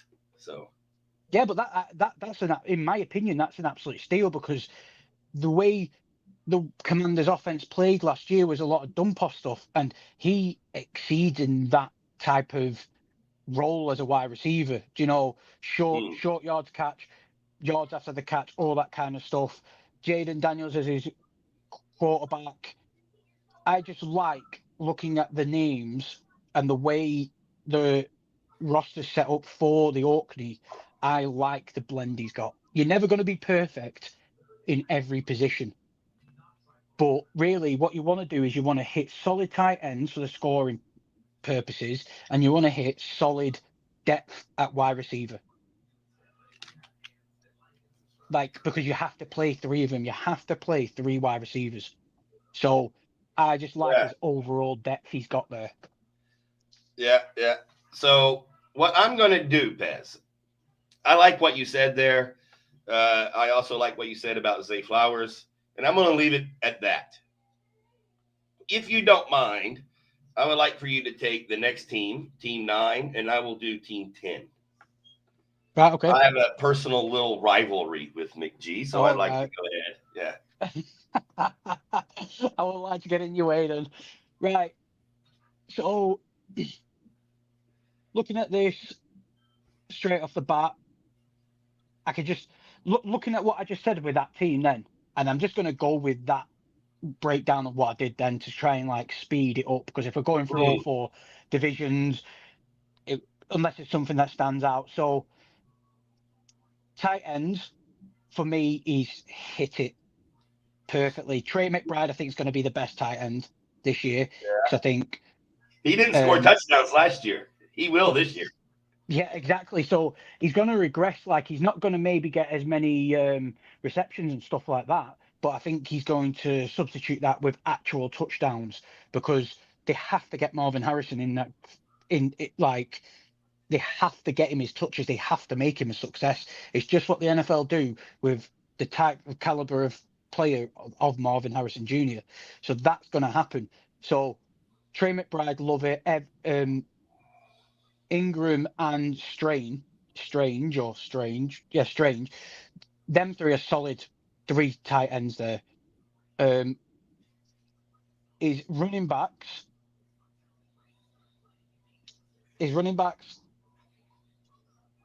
Not. What he's starting Josh Jacobs and Joe Warren. That would not make me feel good about myself. And then his wide receivers. He's got depth, but it's not great depth. You know what I mean? He's got Nico Collins, Devontae Adams, and DJ Moore. But I'll use your saying. It's a lot of what ifs. That team's a hell of a lot of what ifs. Yeah. Oh man. Yeah. I'm with you on this team, 100%. I think you broke it down well. If you don't mind, I'll go to McGonagall. Yeah, you go for it, mate. Yeah. So I don't mind if you give more thorough analysis than what I did, but I wanted to give kind of my own analysis as well. So, of course, Ashton Gianti at, the 10th pick in the first round. Why not? Go for it. Carroll loves the running game. He's going to run the wheels off that guy. Devin A-Chain, I can understand it. I would not take A-Chain in the second round, personally, only because of his injury history. But what I am shocked about, and then you can tell me if I am right to be shocked, he is literally in the two of the first three picks, he is choosing the Miami Dolphin offense to carry his team with Tyreek Hill and Devin A-Chain. And that's shocking. And I don't think Tyreek Hill at what? Is he 31 this year? He'd be 32 by the end of the season? Kelly. Yeah. This has got the trades on it. So it's got Gente, Jackson, Hill, Hampton, Rice, Redunzi. This is the actual sleeper draft board. So if you look at it, it's actually El Chunko's got A-Chain. He's got Jackson. I am looking at your Excel spreadsheet. Sorry, man. If you look at the screen, it's got the actual draft board. Sorry, but it's a little bit blurry when I make it into the... Bloody hell, Pork. You've just made Johnny talk, idiot. Yeah. But even here, McGonagall, Gianti, A-Chain, Hill, Hampton, Rice, Odunze. Yeah, Tyreek Hill, Miami Dolphins, right? El Chunko has A-Chain. Okay, that's right. So Hampton, Rice, he's lucky he's going to get him in the first 4 weeks, right? He's going to be suspended for at least 8 to 10 games. But Rice isn't healthy. Again? Rice is still injured, isn't he, from last year? Rice? Yeah, who knows? I don't like the guy. I don't draft him. I don't pay attention to the guy, to be honest. He's going to miss 8 to 10 games. I don't like his wide receivers at all. Hill, Rice, Odunze, and Diggs. He's got Calvin Ridley as well, remember? Yeah. Well, it's nothing really to shout home about, but... I don't see Ridley being a top 10 wide receiver. I don't see any of these guys being a top 10 wide receiver. Now, Warren, there always seems to be a rookie tight end that breaks out, like Laporta and then McBride and then Bowers. So maybe Warren is going to be this year's tight end. But Judkins, I would have loved this pick 4 weeks ago. But I will say the charges have been dropped. So he could be back on track to being the starter. Overall, I am used to McGee doing a lot better, to be honest, in his drafts. So, Pez? Get after him. What do you think? I'm not impressed. One minute, let me get rid of the chat screen. Genty Hampton. Yeah. I could see him having a really slow start to the year, but he's really hedging on these rookies coming in and thingy. His wide receivers really, they're not too bad. Like Hill, Ridley, Rice is back at training. I didn't see that, so they're probably going to try and force him into playing them first 4 weeks. What could help him? Adunze could be anything. Stephon Diggs, I don't like it. Keenan Allen, what's he going to do? Just babysit Lab McConkey for his second year? Well, yeah.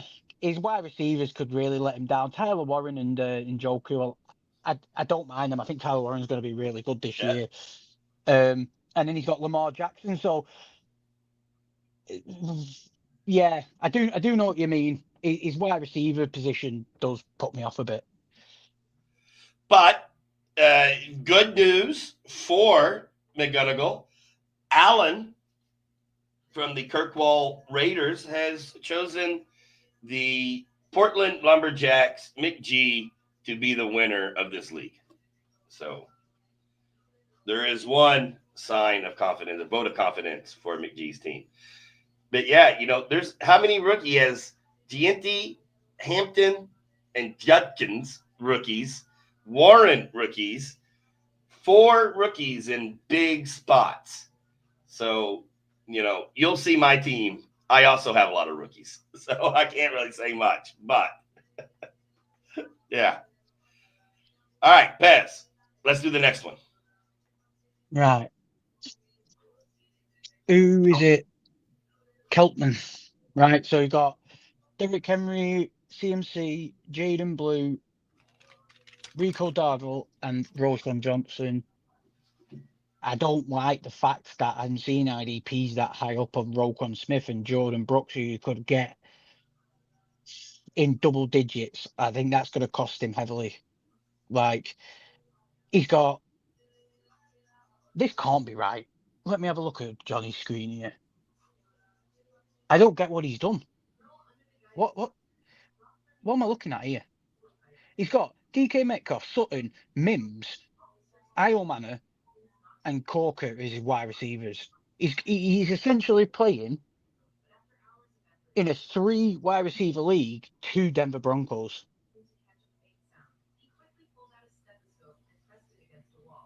Man, I don't like Mason Taylor. Mason Taylor really like that. I think he could have a really good year as a rookie. Jake Ferguson should be solid tight end. Chigga Conquo, my big takes. Gunnar Helm's gonna take his job after a couple of weeks. Taking them IDPs that high, man, has cost him so dearly. 2 IDPs back to back that high up. So look at his wide receivers, right? And he's lost out on Shakur, Stephon Diggs, Deebo Samuel, Jacoby Myers, Ricky Pearsall, Juwan Jennings, Jaden Higgins, Golden, Josh Downs, Cooper Jacoby Myers. No, sorry. No, do you know what? He has lost out on all. He's lost out on all them because he took Roquan Smith. Yeah. And then it was Shakur Tracy, and then took Jordan Brooks, and he's lost all. He even lost out on Deebo and Myers and Egbuka. Yeah.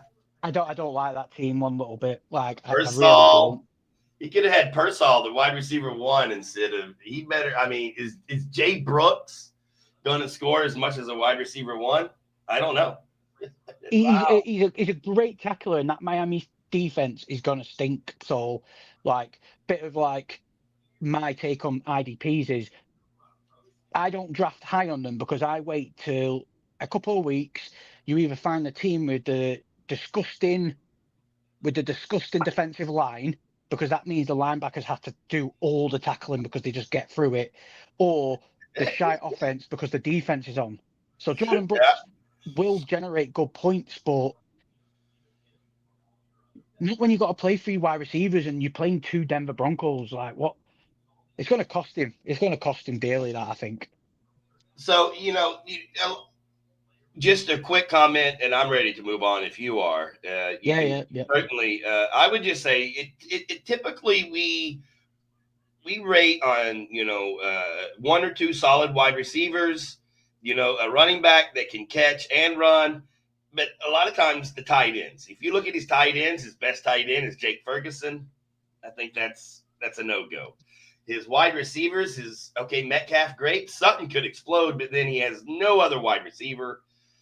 His running backs with McCaffrey, that could carry him. It really could, right? But then his next running back is Jaden Blue, which could be running back 1, but it ain't going to be in the beginning of the season. I don't know. I wouldn't think so. So he's, maybe in the second half of the season, this team could perform. But, I'm not. He might struggle. It looks like one of my teams. Anyway, all right. I'm going to let you have the honors with the last team here. I will say I do. I'm not a fan of Hall or Cook. And that's about all I'll say. I tight ends, Kelsey and Pitts. Okay, not bad. What do you think?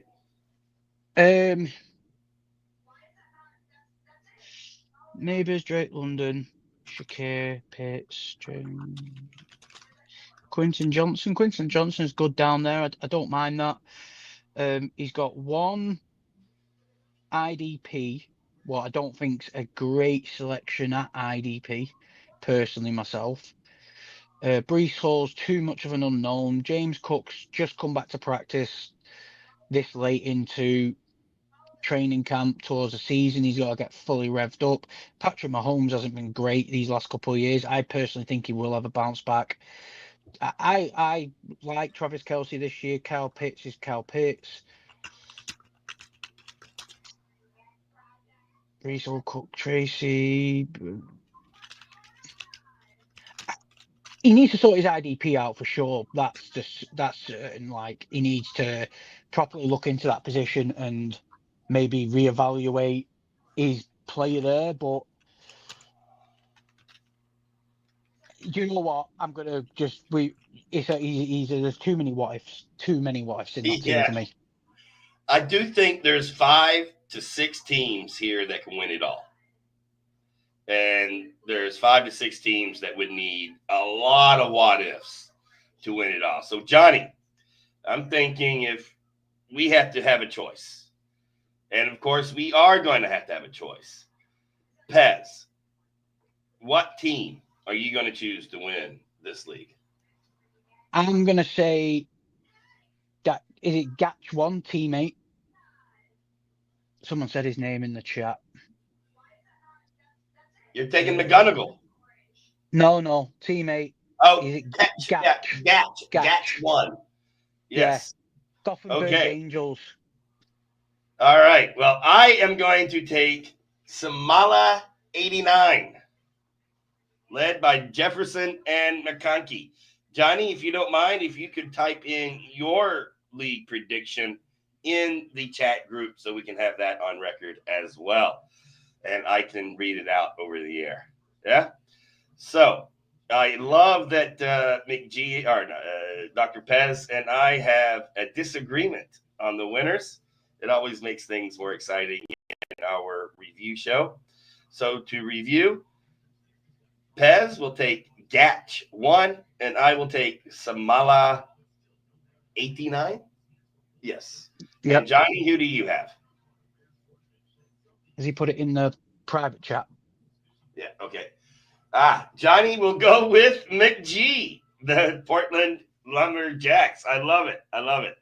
Because I gave him some hard time with that. So it's going to be fun to see how it pans out.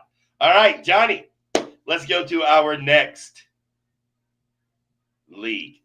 Everyone And by the buckle up. way, It's going to this be league, 2 hours. I think Pez should go by a little bit more quickly because we've given a lot of background on players already, right? So, yeah. All right. Which one are we in here? This is going to be with you. Johnny. What league is this? This is the. I have to look at the private chat. Let me scroll up. He's got it up at the top corner, Pork. I'm not going to even attempt to say it. Oh, Meishao Division 2. Who the hell? Meishao. Oh, he gets touchy if you do not say these right, Pork. Yeah, fucking numpty. Meishao. How do you say it again? Meishao. Meishao. Right, I'm taking the first team, Pork, because this is like I don't know who this is. I don't recognize the name. But what the fuck? So my mate Lovett's in this league, and he was telling me IDPs were coming off the board. What is going on here? The 4th and 5th round. Like, what? He's took 4 IDPs. He's got RJ Harvey and JK Dobbins, but then he's essentially got a non-existent running back room. His wide receivers actually aren't that bad. Like, he's got Jamar Chase, Cortland Sutton, Jacoby Myers. They're who his 3 starters are. He's got Josh Downs, Jaden Higgins, Demario Douglas. Like I said, don't mind him. And then Thingy. They're not that bad. And he's got George Kittle, Joe Burrow. Like, he's just got a non-existent running back room unless Woody Marks and Nick Chubb, who play for the same team. So he's got 4 running backs who play over 2 teams. What the fuck? Yeah. Oh my God. His first 2 running backs are Harvey and Dobbins, same team. And then Marks and Chubb, same team. Oh, what's he fucking done? His wide receivers aren't that bad though. He's got Joe Burrow and Josh. That is wild. That is something else. That. One Dave Hendo, I think he's a new guy to our league. I don't remember seeing his name before. Johnny can correct me if I'm wrong. But yeah, I'm going to say an emphatic no on this team. Yeah. I don't know. Questionable. Oh, he won the Rousey Cup last year.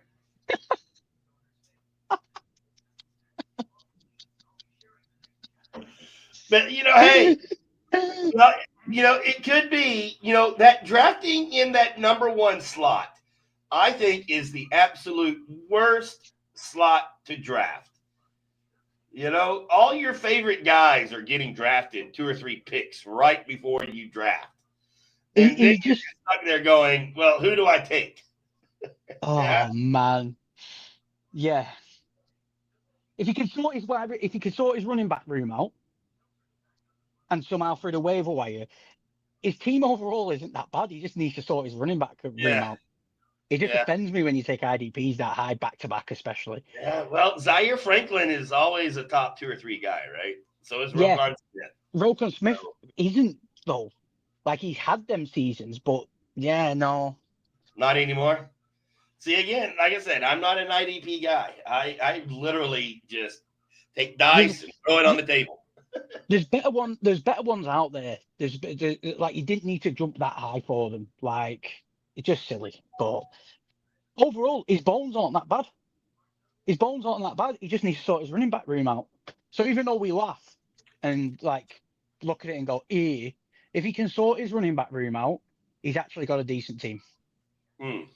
Yeah, I can go with that. But yeah. So maybe he's hoping the other positions carry him, and he Won the They Rousey better Cup, have to. so he's won more than I ever have. Yeah. So, Right. Go on then, team 2. Team 2. All right. So, Bucky Irving came out of nowhere last year. With running backs, I will always remember Dameon Pierce. Dameon Pierce, 1,100 yards, like 8 touchdowns. The next guy for the Texans, and then what has he done since? I'm always worried about running backs that come out of nowhere and get drafted in the first 2 rounds, right? That's just me. But I will say T. Higgins, but that's T. Higgins is wide receiver 1, right? So his wide receiver 1 is a wide receiver 2.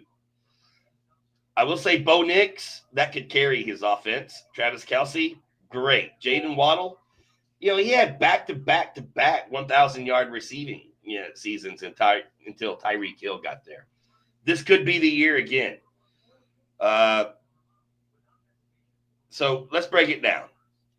Running back room: Robinson, Irving, Rachaad White. Okay. And tell me if I'm missing something. He only has 3 running backs. Is that right? He's got Cam Scatterboo as well. Okay. And then his wide receivers: Higgins, Rice, Waddle, Godwin, Ayuk. Ayuk's not even. Why would you take Ayuk in like the 8th round? He's not even playing this year, is he? I have a theory on this team. I have a theory on what he's done. I'm in a couple of leagues with him, so I know he's not like, because you're looking at the bones of that and you're like, it's some weird draft in there. What I think he's done here is Godwin is on the pup, Ayuk's on the pup, so they're straight away in his IR, right? Yeah. So he's probably then already picked up waiver pickups, and then the biggest glaring thing is he's got 4 quarterbacks. And I think what he's planning is they're just trade bait for him. I just think that it just massive trade bait pieces, in my opinion. The Bo Nix, Kyler Murray, Justin Fields, and Tyler Shough. Tyler Shough's a dart throw. If he comes good and someone's desperate for a quarterback, then fair enough. Justin Fields, if he plays how he can play, great in fantasy. Kyler can be great in fantasy. Bo Nix was good in fantasy. He ain't keeping them all. Yeah, I just don't know. QB1, you don't get a lot in trades, even for a guy that is a top 15 quarterback. You're not going like Kyler Murray. You're not going to get a lot for him. He doesn't. But this is what I mean. When the season starts, if Kyler Murray starts off hot, like before the injury, and he's smashing 25+ point games, and he's running around like a madman, and he's slinging it, and he's looking great. And you know what it's like. Someone starts 0-3, 0-4. They're coming to him going, "What do you want for Kyler Murray?" All right. So then it doesn't look as stupid to go, he's going to get a lot more at that point by going, now you're all coming to me. But there's a lot. That's the biggest what if I've seen, because that team for me on paper is horrendous. Like it is horrendous. Yeah, this team, the first 2 teams are not really my type of team. No, not my type of team at all. All right, what about team 3? Give us the rundown. So team 3, again, really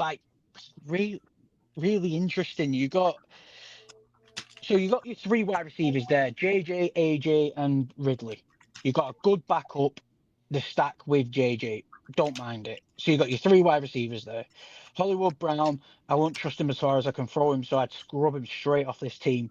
So then you basically got 3 wide receivers you have to play with, a backup of Jordan Addison, who's banned for the majority of the season, like for the good portion of the season, who might not be back yet. So you've essentially got 3 wide receivers you're hoping stay healthy.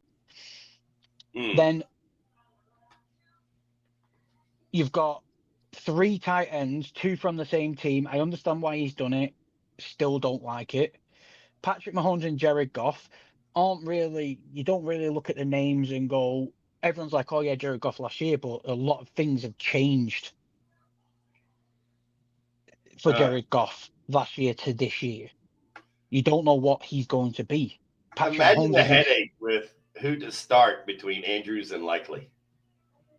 Exactly, mate. Exactly. And then he's wasted 4 picks. 4 picks, 2 of them being the 10th and 11th round, what we speak about, where you can get a lot of bones, like get a lot of good pieces for your team in them positions, on 2 IDPs and then pick 2 more later. Like, I don't like it. I don't like it. Again, it's not my cup of tea, that. Yeah, it's rare, Pez, that the first 3 teams, neither of us have found a team that we're feeling, Well, go ahead and do team 4 if you don't mind. Yeah, okay. I like this a lot better. Saquon, Chase Brown, Ken, Najee, Dylan Sampson. Don't mind that stack of running backs there.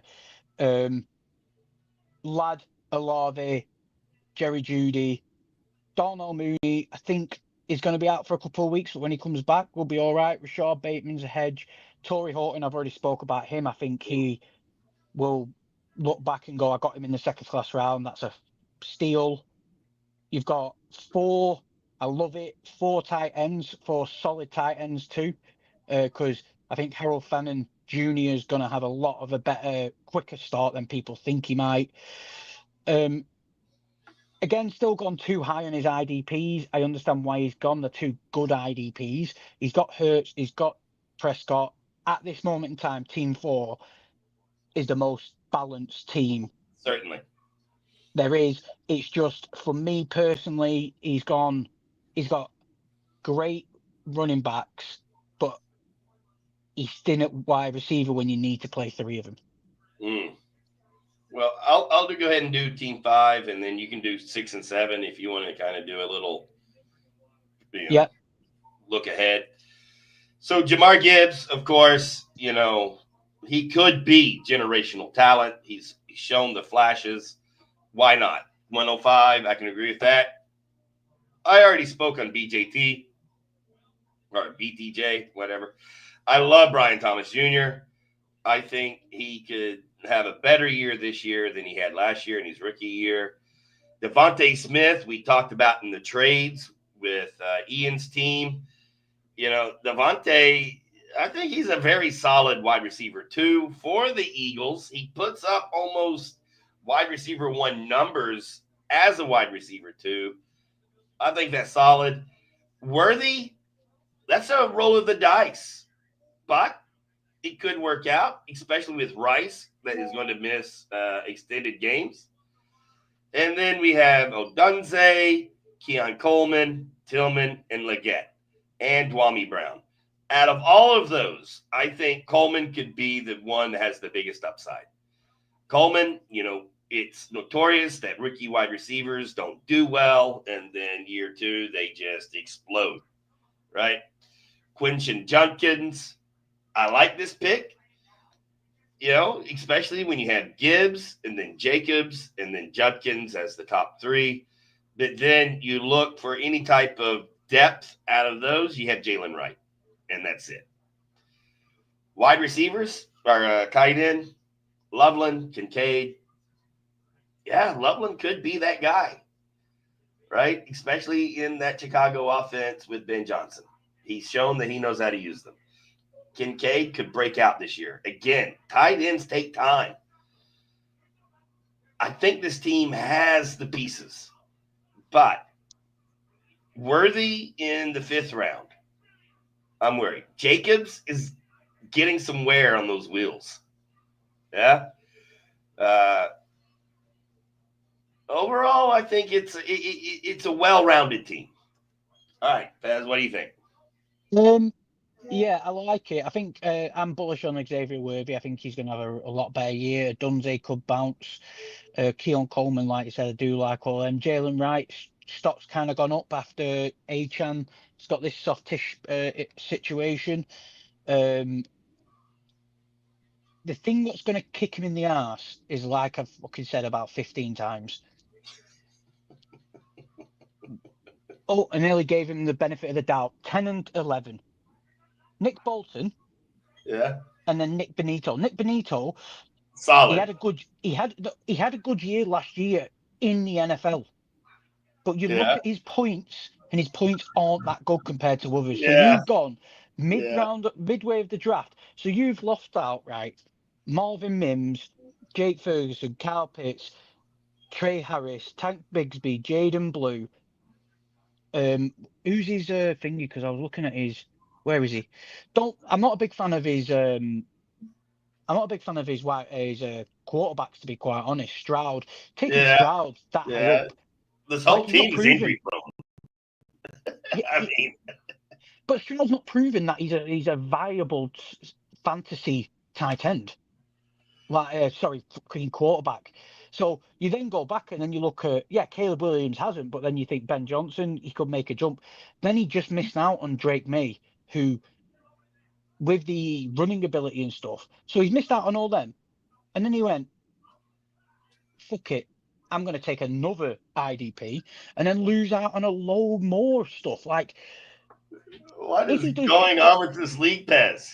It's crazy. If he does shit, he's going to look back and it's because of them 2 picks back to back there. What is this, Division 2? Is that or Division 3? Yeah, Division 2. Maybe that's why the teams are so widely, like, no one standout team, because the owners in this league know the value of different players, and so the good players are all being spread out. You know what I mean? So yeah. What I'm going to say to you is, if you want to read out 6, I'll do 7 and 8, because 8 is my mate's team. All right. So I will go ahead and do 6, and you can do 7, 8, and probably 9, just in the name of speed. Yeah. All right. Yeah. All right. So Travis Hunter in the first round. We've spoken about this already. I personally would not pick Travis Hunter in any of the first 3 rounds. Why? He's a rookie wide receiver. He's a rookie cornerback and not a safety. Cornerbacks don't score a great amount of points, like 100 over this 17-game season. Wide receivers, again, he's a rookie wide receiver with Brian Thomas Jr. on the team already. Love Lamar Jackson in the second round. 1 quarterback league, Lamar is one of those guys you take, right? Love Hampton. He's going to be great in LA. Travion Henderson, he's proven in the preseason. He's been awesome. Terry McLaurin, old. So let's just break it down by what you do by the positions. Wide receiver, McLaurin, Pickens, Mims, Beck, Palmer, Dobbs. It's one of the weakest wide receiver rooms we've seen, I think. Don't forget Travis Hunter as well. Travis Hunter. Okay. Rookie Travis Hunter. Yep. Running back room, Hampton, Henderson, both rookies. Jordan Mason, backup running back, right? Maybe could be RB1. Dowdle, which is also a backup, which I know I traded for him. And Tyrone Tracy as well. Where do I don't see Tracy. Oh, there he is. Okay. And then his tight end, Warren, Sanders, Johnson. We talked about Sanders and Johnson last year. Right. I'll chuck in a quick thing there. Me and Johnny both have the same sentiment on Sanders. Sanders could legit be a sleeping giant in fantasy, because he's like, coming out of Texas, he was an offensive weapon. He doesn't have Trumbull to deal with at the moment, because I think he's got an injury that's going to put him out for the start of the year. So no one's really in his way except for like a 6th-round rookie they got as well. So I'm not that bad. Like, you want to kind of see it before you believe it. So I understand where you're coming from. Like Tyler Warren, you've not seen anything. Sanders, you've not seen anything. Theo Johnson could be the steal of them all, because if Jackson Dart starts or Russ, like they're going to use that tight end, and I think he could get him points, but that's sugarcoating what you'd say. It's all hedging. Right. All right, so let's go to the next two teams. I'm going to let you go ahead and cover them, and I'll probably stay mostly quiet. Go for it. Right, so these two teams are more my cup of tea. Like Derrick Henry, CMC, and then he's got Tyreek, Mike Evans, and DK for his 3 wide receiver starters. Pittman could be all right, like you've already spoke about. Like he can do it. Christian Kirk might be better than what people think. Like he's getting a bit of buzz in camp saying he's a bit of the safety blanket for Stroud in the like dump off kind of game. Corker, he showed bits last year that he could potentially grow in the offense. And then Iomana is no scrub. Like he fell in the draft. He's a lot better than where he was drafted. So yeah, it's just too much of an unknown. You've got Alvin Kamara, Stevenson, Isaac Guerrero, and Jordan James. I understand what he's done there because it's like you don't know what the Niners running backs are going to be, so just fuck it, get them both. Hate the fact that in the where the fuck is he? In the 8th round, he took Fred Warner. Fred Warner, yes, he is a good point scorer, but still, it's just too early to do it. Like he's only got Brock Purdy. And looking at the rest of the teams, I think if Brock Purdy got injured, he has literally got no one to fall back on. So that could bite him in the ass. Overall, I do kind of like the bones of his team, but then there's so many pitfalls. Like in Njoku, if he goes down, you're relying on Arroyo, who's not proven anything yet. He's just potential. Like so. I like that team looking at it, but then as more I spoke about it, there was more questions than there was likes. So Team 8 is my mate's team, and he always drafts well. Like, and you can see it straight out of the bag here. So you see CD Lamb. So I was looking at this team earlier. Yeah, so if you look at his depth at wide receiver, if we start there, because that's like it could be a killer point with the 3 starters: CD Lamb, Ted McMillan, and Ricky Pearsall, and Matthew Golden. Matthew Golden, yeah. Like there, you've got 4 guys who essentially are wide receiver ones. I think Matthew Golden will quickly take 2 rookies. I'm not at the wide receiver position. We've seen over the years that rookie wide receivers can bounce straight away. Like Marvin Harrison Jr. Did he? Yeah, that's completely different. Kyler Murray's just. You believe? Oh, time to get up, Port. No, that's. I will type it in the private chat group here. I will type it in the private chat. Go ahead. But then, so you look at that, right? And then you've got Kyron Williams, Caleb Johnson, not a big fan of it. Brian Robinson, you're kind of kicking yourself at that. Trey Benson and Jerome Ford. His wide receiver, his running backs are thin there. But I like his tight ends he's took. Trey McBride, TJ Hawkinson, Jake Ferguson, and Bretton Strange. I like that. He took a big gamble on just JJ McCarthy. Like, he's done the right thing. He's took 2 late IDPs and kicker like that. And then he's just hedged on a couple of wide receivers late on. Looking at his team, I think it's much better than the first 4 or 5 teams. But he's thin at running back. He really needs Caleb Johnson to hit the ground running. But would you trust Aaron Rodgers to support a rookie running back? Out of every rookie, I won't go fucking. I think Caleb Johnson, Henderson, and Hampton could all 3 be top 10 running backs this year. But Caleb Johnson's the one that scares me the most because of Aaron Rodgers. I just don't trust him. He don't I don't trust him. He doesn't trust bloody rookies. So yeah, I really hate Aaron Rodgers so much. Yeah. Okay. Would you like to do Team 9 or would you like me to do Team 9? You do. Well, who wants to do Everett's team because he's Team 10. I'm going to let you do Everett's team. Right. Okay. You do Team 9 then. Yeah. All right. I love Everett too much. Okay. So Solomon. Puka Nacua, I've already spoke about earlier. I love the guy. And if I had the 109, I might actually go ahead and do Puka as well.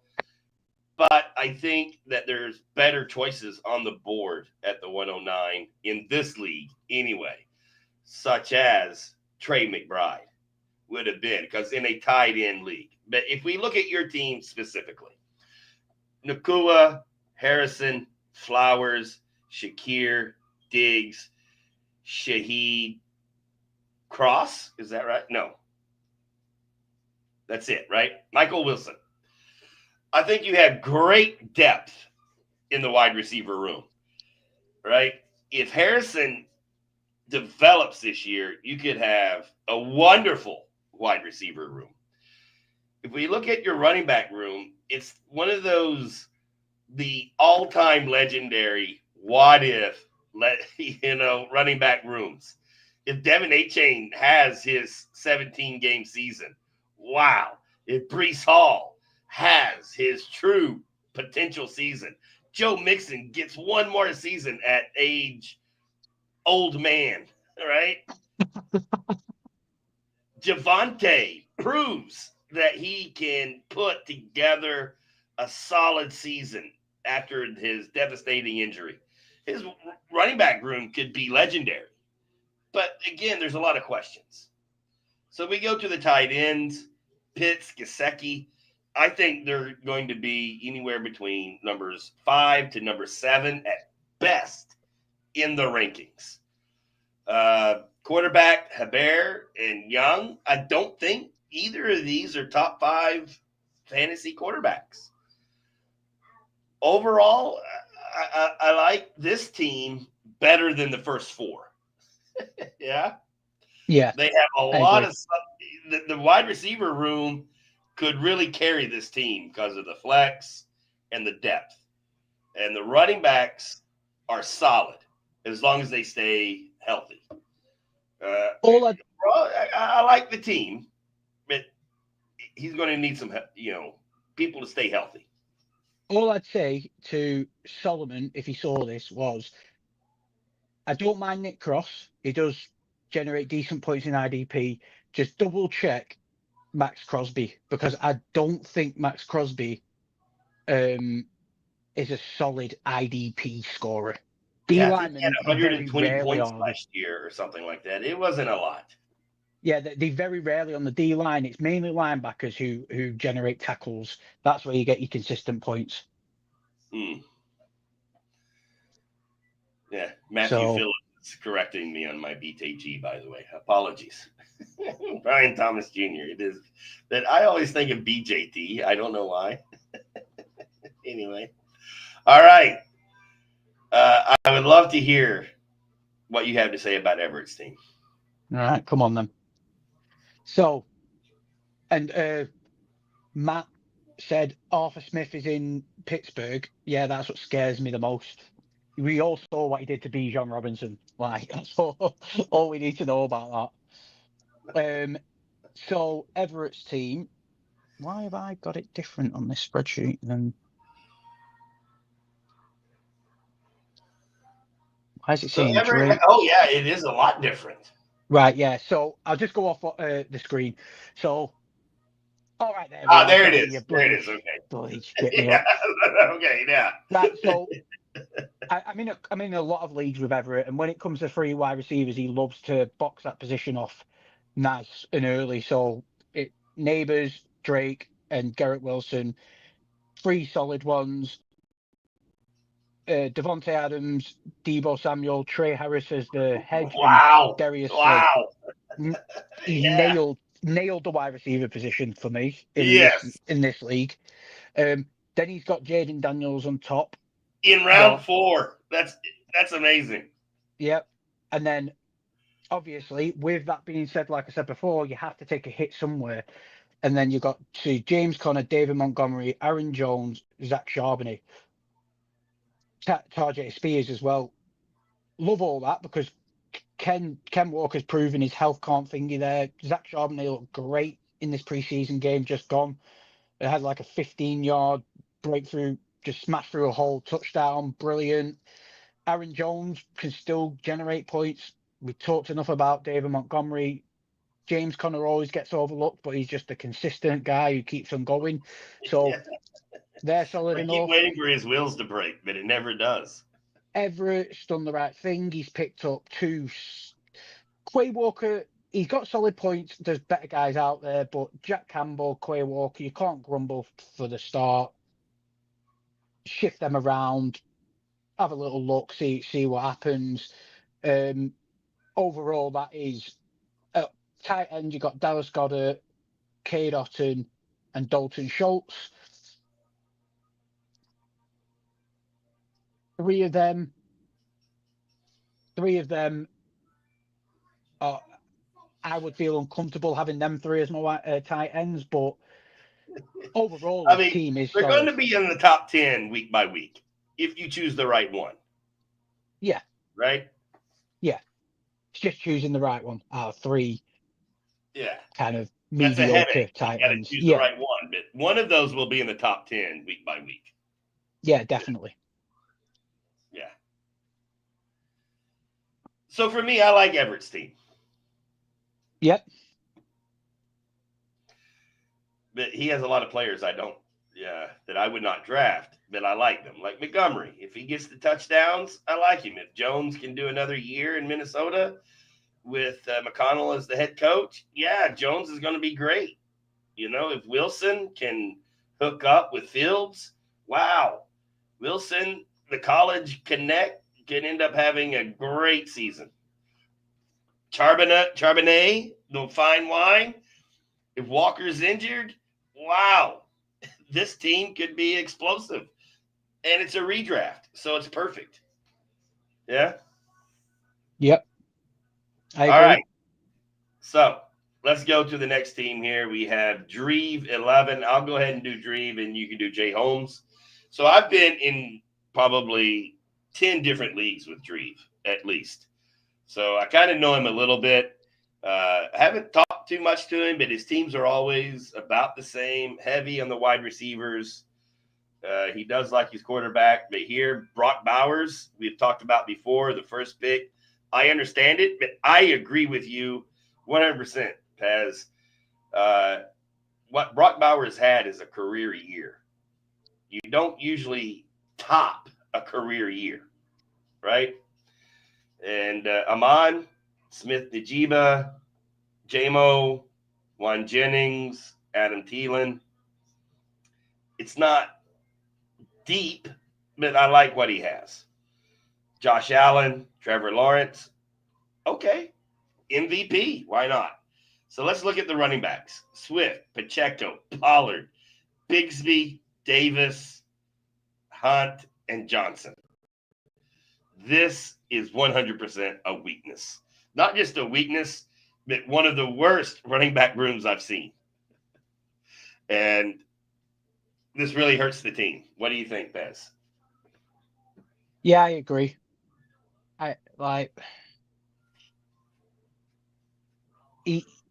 To get Bowers and St. Brown, Josh Allen. Again, it's my personal preference, just because of being used to Pete and the way he plays, that Bowers puts me off. But if Bowers just does 75% of what he did last year, then kind of changes the outlook on his team. Like Tank Bigsby, there's so much up in the air at the moment with that running back room at the Jags that you just don't know. But I don't mind he's done Swift and Roshan Johnson, but Yeah. Again, Zach Bourne got a shitload of points last year, but going that high on an IDP just costs you so dearly. It costs you so 1, 2, dearly. 3, 4, 5, 6, 7, 8, 9th round. Yeah. I mean, we're still getting quarterback ones in the 9th round. Exactly, You know mate. what I mean? Which are much bigger scores than the IDP. So he gave up Zach Bourne for Ibuka, who I think could be the biggest breakout rookie out of them all, to then pick up Jennings, who's injured.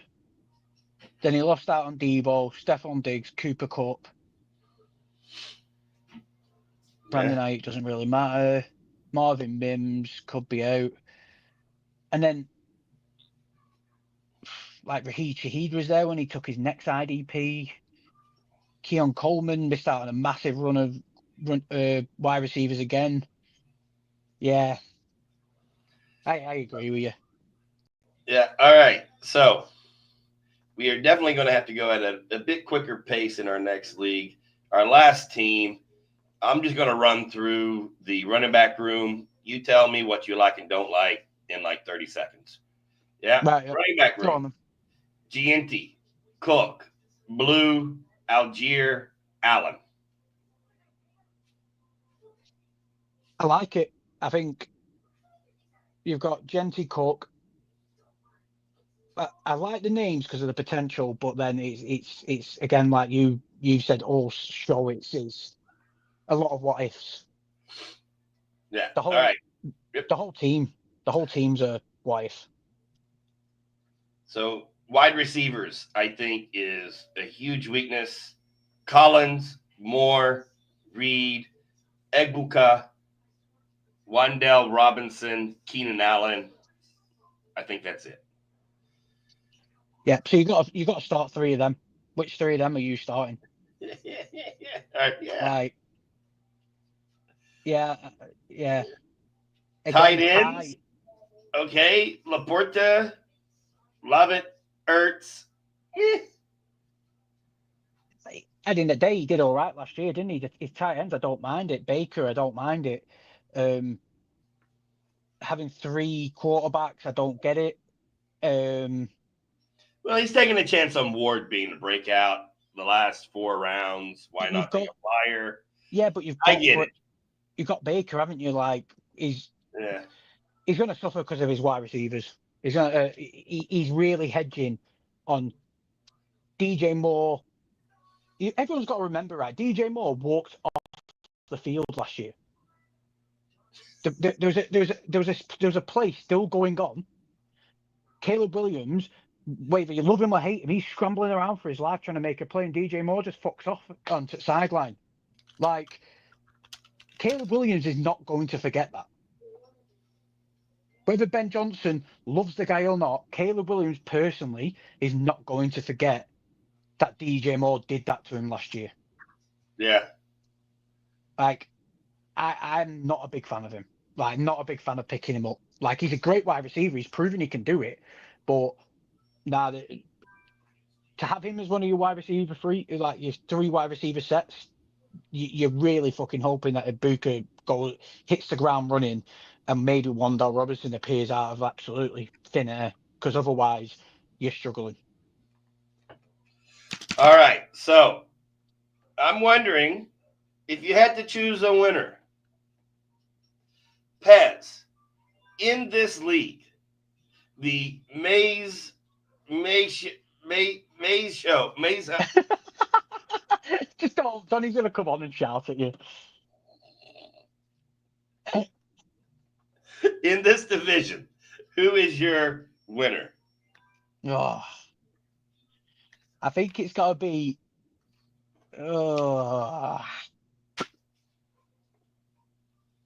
I'm gonna give it Everett. I'm not a fan of his tight end room, but I've played enough years with him. I think he'll be able to figure it out.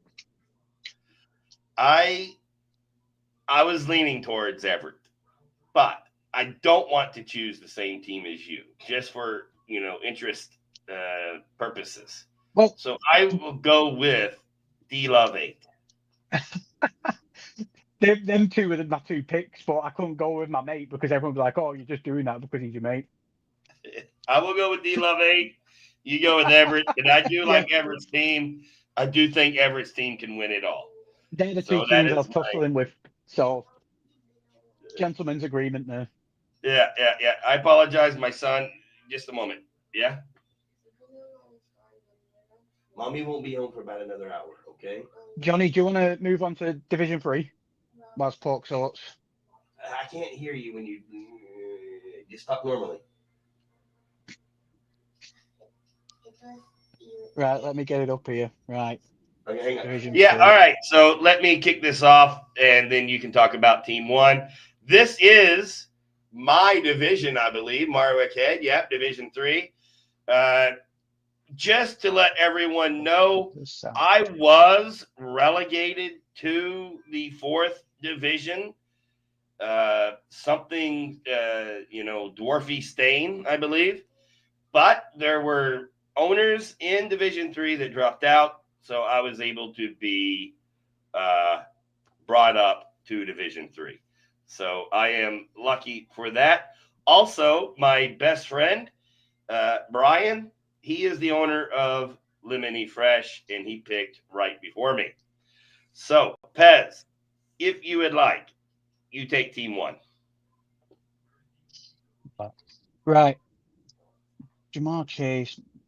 I'm just going to go with my formula to try and speed it up and look at where I think your strengths need to be for the Orkney.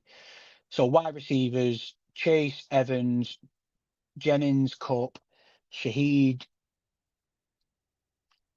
Ayuk, Tillman, and Keenan Allen. Love Keenan Allen so low in everyone's team.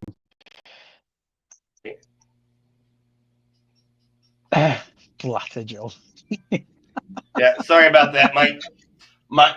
Hey, this is live, and I apologize. My wife and my daughter at ballet practice because my doctor has a ballet competition. So I am here alone with my son, and he's getting bored. So yeah, luckily my wife's home, or else my son would be sat with me just absolutely chattering away. yeah. So his running backs, I don't mind it. JT, Josh Jacobs, Alvin, Spears, Hunt, Jarquez Hunter as his backups. He'll probably have Jarquez Hunter drop by then. His IDP's nice at the bottom where he should be. He's got Baker Mayfield. Only one quarterback. I understand it's a 1 QB league, but I always like to carry 2 just in case for the bye week and stuff. You don't want to be scrambling halfway through the year. Kelsey Goddard and Jonnu Smith. I think Jonnu Smith's going to be a wasted piece this year myself, even though Arthur Smith is there. I think Framer's just an overall better tight end. Goddard can get his plays in, but it's choosing when. I don't mind it, though. Overall, I don't mind it. Yeah, not a bad team, especially for the first round. The 101. He's got a decent balance in his team, yeah. Yeah, I don't mind it. He has the players that have performed in the past, right? And if they perform like they normally do, he could definitely win the division. All right, so I'm going to let you do most of these teams, yeah, because I am in this division. Right. Well, I'll just run through them if you want, and then go for it. We'll get to your mate and you. Let's do it. Go for it. I'm going to sit here and listen. Yeah. So, Brock Team Bowers, 2. Yeah. Drake London, Worthy, Chris Olave, Jacoby Myers. I don't mind that 4 wide receivers he's got. You've got good 3 there. Like my 3 would be Drake London, Worthy, Myers. Backup being Chris Olave. Carl Williams, he had a bit of buzz at the start of training camp, but then I think it's kind of fizzled out, so you don't know with him. And then Dante Fortin, bit thin with his backups, but he's got 4 decent enough wide receivers there for starting with a tight end. He's got 3 decent tight ends there. He can play every single one of them. Again, picking Jordan Brooks in the 11th round, I just don't get why. Like, he's got 2. Alex Singleton. 11th round for an IDP, I think, is okay, right? No. I don't think it is. You're missing out on so much value for depth and other positions. You don't need to go that high. There's that many of them out there. Jordan Brooks is a solid IDP guy. Like, he is. He's one of my go-tos. But I would never go in the 11th round and go, oh yeah, give me Jordan Brooks. Like, I like what he's done with his running backs. If he was listening, I'd say just double check Alex Singleton, because there's better linebackers out there than him. I like what he's done with his running backs, because he's Amari and Hampton, yeah, it's a hedge. He's got Aaron Jones, who's a steady guy, Cam Scatterboo, Tank Bigsby, and then Bashal Tutin. I can see his understanding there is, I'm going to take both of them and see which one becomes the guy. Personally, I wouldn't like that headache, but his wide receiver is a hedge for sure. Like, depending what I'm looking at my phone and I'm looking at this, which way did the draft go when he put Jordan Brooks? So he missed out on Rashad Bateman, Pittman, Trey Harris, Luther Burden, Keon Coleman, Darnell Mooney, before he then took Carl Williams. So you look at it like that and you're like, I would have preferred to take some depth at wide receiver over an IDP, personally, myself. But I will say the first 2 teams in this league are much stronger than the first 2 teams in the other league. Oh, for sure, yeah, 100%. I agree with you there. Moving on to Team 3, what's Reynolds? I recognise nearly all these names because Johnny just adds me into 25,000 leagues. So I'll start with going back on the second team. It's funny because he took Mahomes in the 5th round and then took Drake May in the 14th round. And just by how everything's looking, he's probably going to be starting his 14th round quarterback over his 5th round quarterback. What's funny? That's quite hilarious. But moving on to Team 3, Reynolds. Nico Collins, Ladd, Roma Dunze, Stephon Diggs, Rashad Bateman, Calvin Austin, right at the end of the draft. That's a sneaky little good one at the end because you just don't know who's going to be wide receiver 2 for the Steelers this year. It's him or Rowan Wilson. So you've got 2 decent wide receivers, and then your third one, you kind of, as you would say, you kind of hedging. It's what if with all of them. You're hoping that one of them does good. Overall, yeah, I'm not a big fan of it. Overall, looking at it as I'm talking about it, especially with Brian Robinson as his. Yeah.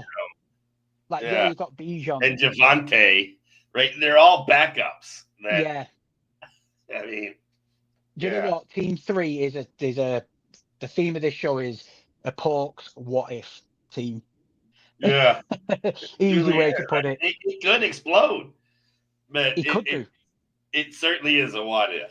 Yeah. Oh yeah, definitely. Now Team 4, just by the basis of looking at it straight at the bat, IDPs in the 9th and 10th and 13th round is fucking criminal. And they're not even like true linebackers. No. They're defensive linemen, right? If whoever Green 0423, if you ever see this or look at this, just double check the history of TJ Watt and Max Crosby. Because I pretty much guarantee, unless you're stubborn, them 2 will be dropped in the first couple of weeks. Because you'll look at the IDP waivers and go, oh my God, that guy scored 20 plus points every single game. And then you'll look and go, oh, that was the 9th and 10th round. Yeah. That's annoying. Yeah. But their fantasy value is not, the same as their true NFL value. Right? Exactly. Yeah. So, but then getting back onto his team, we'll start with the wide receivers. So his three are JJ, Tyreek, and Jerry Jeudy. Don't mind that three. I think it's a pretty solid three to play with. Darnell Mooney, once he's healthy, should be a decent backup. Wandale Robinson, I don't think he's going to do much of anything. Xavier Legette could be anything. Everyone's writing him off because Ket McMillan's there, and I don't know whether you should write him off yet. The sneaky one in his whole team could be Quinton Johnson. Again, Trey Harris, everyone's writing Quinton Johnson off.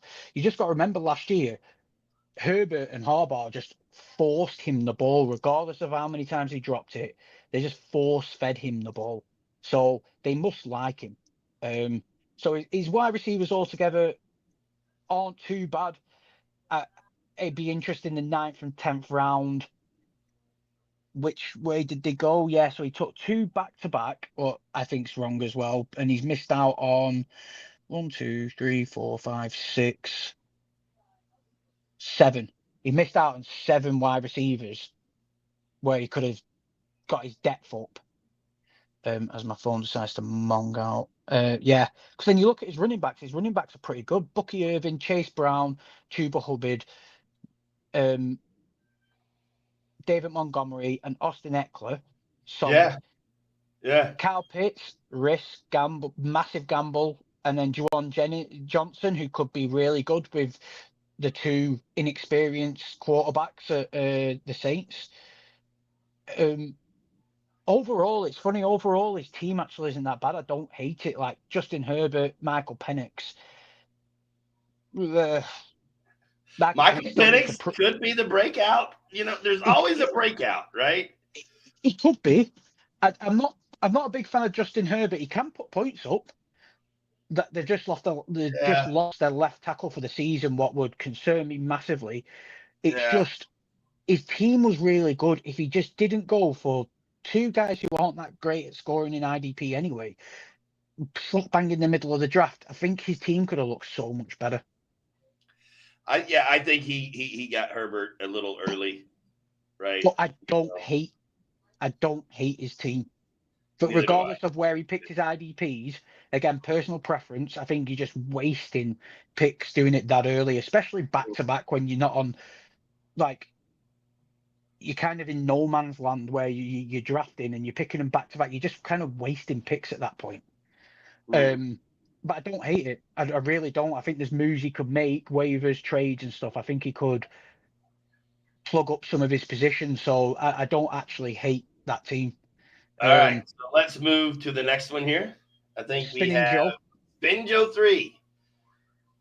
Been in a few leagues. Spin Joe 3, yep. So CD Lamb, DK Metcalf, Jameson Williams, Michael Pittman, okay, Alex Pierce, and Tyler Lockett. As a flyer. It's not. It's not terrible. Williams, it's not terrible, but it's not great as well because Jameson Williams really needs to prove he consistently can do it. Yeah. What he hasn't done yet. I think DK Metcalf, personally myself, I think he's going to have a good year this year with Aaron Rodgers. I do. But he has he has CD Lamb as wide receiver 1. Remember, so DK is number 2. Yeah, sorry. Do you know what? I had a CD covered, so I do. Like CD's kind of just like no one questions CD. Like he's just going to be what he is, top 3, top 5, whatever you want. Yeah. You just know.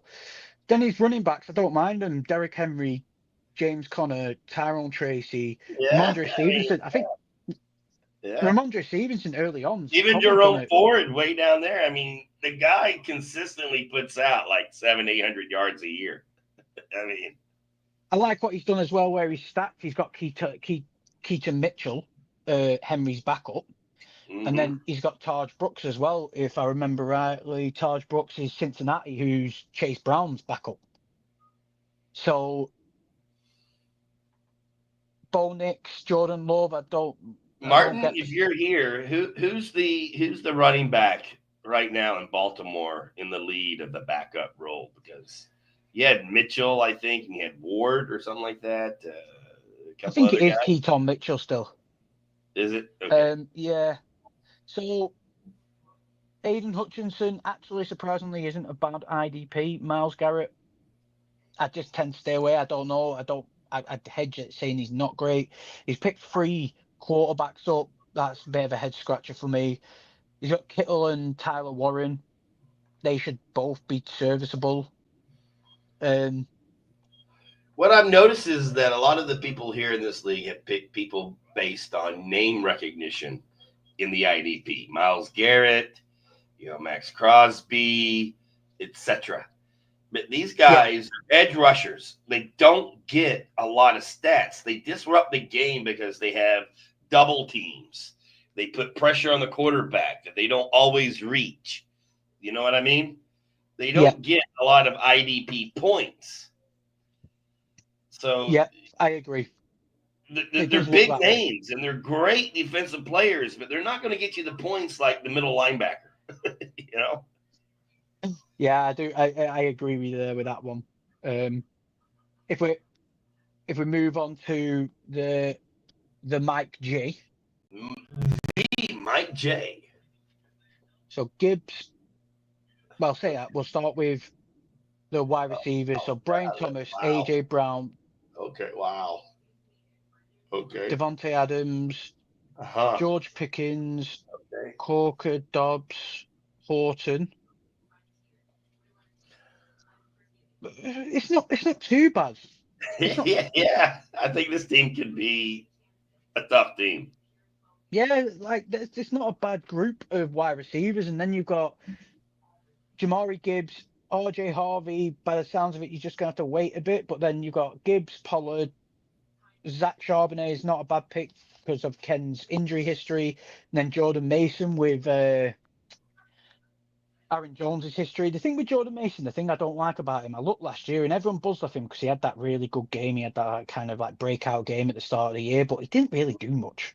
He wasn't that overall impressive He to was always say, injured week to week, right? yeah, yeah.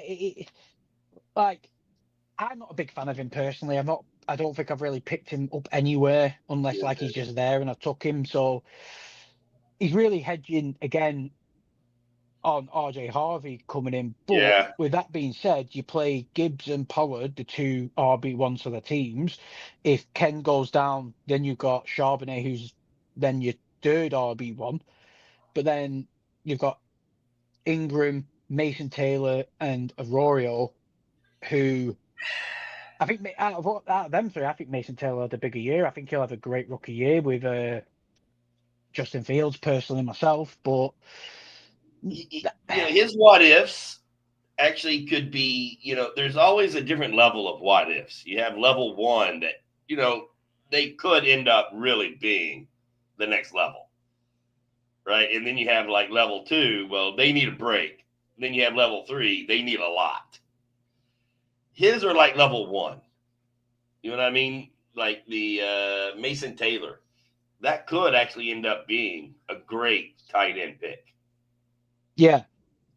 RJ Harvey could be a big, Tony Pollard is a what if, but it's a much better choice than, say, Ty Spears. Yeah, I agree. You know what I mean? Yeah. Yeah. This could be a tough team. It could be. It doesn't get me excited though looking at it. If you know what I mean. Yeah, there's not a lot of sexiness there, but it could be a tough team. Yeah. So Chris Budge, I think you and I are in a couple of leagues with Chris Budge. Yeah, I think we are. Is he one of your buddies? No. Okay. Do you want to go with this one, or do you want me to rattle through? Yeah, okay, I'll do it. Yeah, so you've done a few in a row. So he obviously loves the running backs, right? So he went Barkley, McCaffrey, Cook.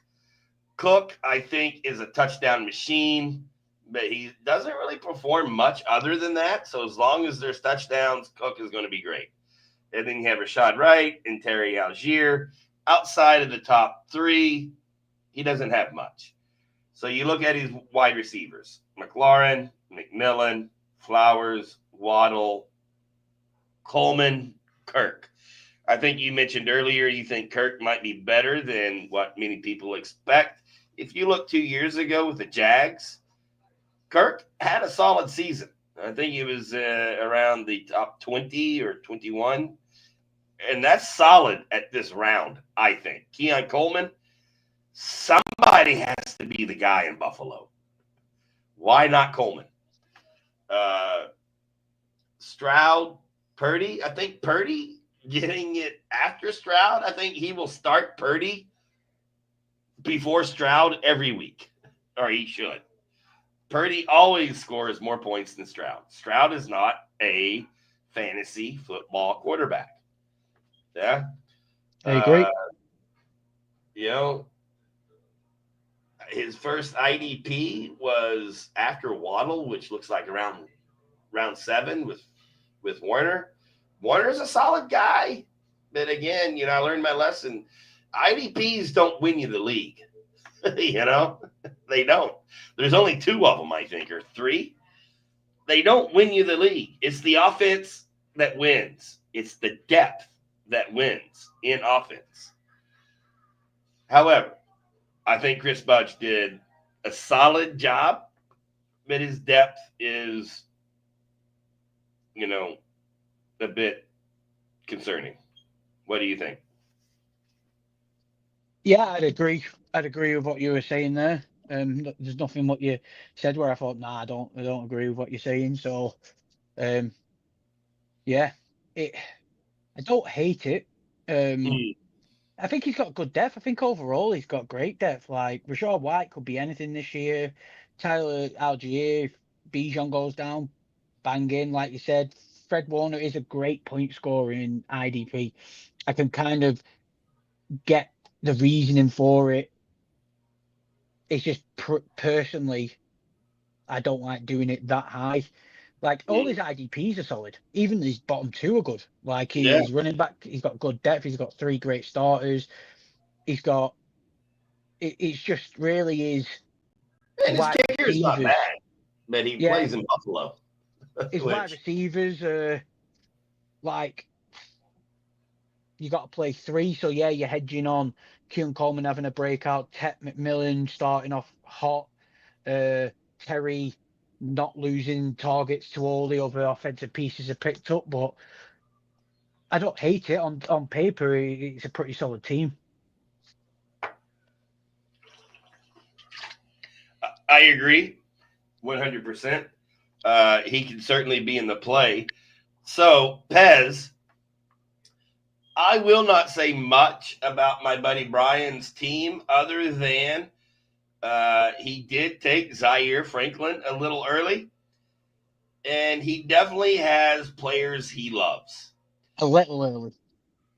So I am going to let you evaluate my team and Brian's team. And I know we're going to choose the winner of the league at the end. But then if I can ask a favor, choose the winner of me and Brian after you evaluate the 2 teams. Right. All right. So do you know what I'm going to do? I'm going to do it because I've got you alongside each other here on the question. We're right next to each other. I'm going to go round for round. I'm going to blend it. Let's do it. Right, so Josh Allen, Lamar Jackson, evens there. I think you've both got a solid quarterback. He's gone Travis Hunter early. I can understand it with the scoring. You picked Trey McBride. I really like that. I prefer McBride over Hunter. Even though Hunter can create all them points, you made a perfect point earlier. He is a cornerback. Like, he's relying on... They're not going to get him. I'd be surprised if they got him on a quarterback blitz and stuff like that, throwing him into the pit like you can with... I think he's just going to be a true outside corner. And he's relying on primarily interceptions. So I prefer Trey McBride there. Brees versus Kyron, I prefer Kyron. Rashad Roshy Rice against JSN. It's pretty simple to battle your teams out here at the moment. I take the JSN side, even though Roshy Rice showed that he's got a good connection with Mahomes and stuff. He's missing them 4 games, and he's going to miss more than 4. He's going to miss at least 8. Yeah. Hasn't he been banned for 4 already? Not yet. Addison got 3 games for a misdemeanor. Oh, right, okay. Addison got 3 games for a misdemeanor. Rice has 2 felonies. Right. So even without that, I prefer JSN because Rice is coming off that injury as well. We don't know how he's going to bounce back from that injury. I think JSN, being a homer, I've watched him through training camp and he looks fucking phenomenal. And then we get a bit tricky now because you're blending positions up, but yeah, DJ Moore. So Roshy Rice, DJ Moore, Chris Godwin, Matthew Golden, Hollywood Brown, Amari Cooper, and Thielen versus JSN, Pearsall. I prefer your wide receiver room. Straight away, I prefer your wide receiver room. Personally, I prefer that wide receiver room. What he's basically got wide receivers of Travis Hunter, Roshy Rice, who's like going to miss significant time, DJ Moore, who, like I said, I personally don't like. Chris Godwin is already missing time. You don't know when he's coming back. Matthew Golden,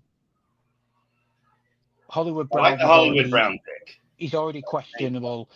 Adam Thielen's the old guy who I think will be a bit part, and then Amari Cooper I don't think's got a job yet. So what? He's got to play DJ Moore, Matthew Golden, and Adam Thielen at this moment in time. That stinks, in my opinion. Compared to JSN, Ricky Pearsall, Shakur, Jalen Reed, Trey Harris. Of course, Banyan would say that. Yeah, I know, all the time. Whatever. So your wide receiver room, you top trump that. Mark Andrews and Gesicki. Mark Andrews should have a thing. I'm not a big fan of Gesicki. You've gone Trey McBride, TJ Hawkinson, Kincaid, and Terrence Ferguson. Pretty solid. I like your tight end room. Running backs, Breece Hall, Joe Mixon, we don't know when he's coming back. Najee blind by the sounds of it. Isaac Guerendo's banged up. Devin Neal banged up. Missed most of training camp as a rookie. I understand it because if Alvin Kamara goes down, he's good enough to succeed the job. Yeah, don't forget the Dylan Sampson. I actually have Rico Dowdle. Oh, because you traded, didn't you? Yeah. Right, okay, yeah. So you've got Kyron Williams, who I think is going to be really good this year. Caleb Johnson, you've expressed why you like him so much, so that's fair enough. Jalen Blue, I agree with you. I do like him if he gets the thing. Dylan Sampson and Blake Corum, your weakness is your running back. It's Rico Dowdle. Yeah, sorry, Rico Dowdle, but still he's a backup. It's your weakness is your running back for sure. Yes, 100%. I like your 2 IDPs. I just say 3. Be careful because you've gone for 3 safeties. Maybe look at a good quality linebacker. Yeah, because I waited so long because I wanted to focus on the tight ends, right? Yeah. And so I bypassed a lot of good linebackers. But I will say I have the number 1 kicker. Do you know what, Pork? I'd say to you, this show must be paying off for you because for the years we've laughed at your teams when it comes to checking them out, and we've had good fun at poking, having a laugh at you. That team is fucking solid. And I'll tell you straight now, your team is a lot better than your mates, in my opinion. Wow. Yeah, my running backs are pretty weak, though. Yeah, yeah. You probably need to maybe have a little look around of how you can strengthen your running backs up. Yeah. But I wouldn't rush into see what Caleb Johnson does. I wouldn't rush out to do anything yet. Leave it a couple of weeks. Yeah. See how they're all looking before you rush into making any decisions. But You probably need to strengthen that for your overall season. But other than that, I think there's other positions that can, for the time being, score enough points to outweigh the weakness at running back. Excellent. Well, I appreciate that. I really tried to change up a bit of my drafting strategy this year. I took players that I don't normally take because, well, there's money on the line. Yeah. If you give me, So, hey, I'll go ahead and do Mark Dobinson 87. Yeah, he picked right after me. And so let's just go through the quarterback. He has Jaden Daniels, and that's it. 1 QB league. Okay. But he's going to need a backup at some point. I don't know what's available on the waiver wire, but it's probably going to be like Sam Darnold. Okay. I guess that works for 1 week. In his running back room, he has A-Chain, Henderson,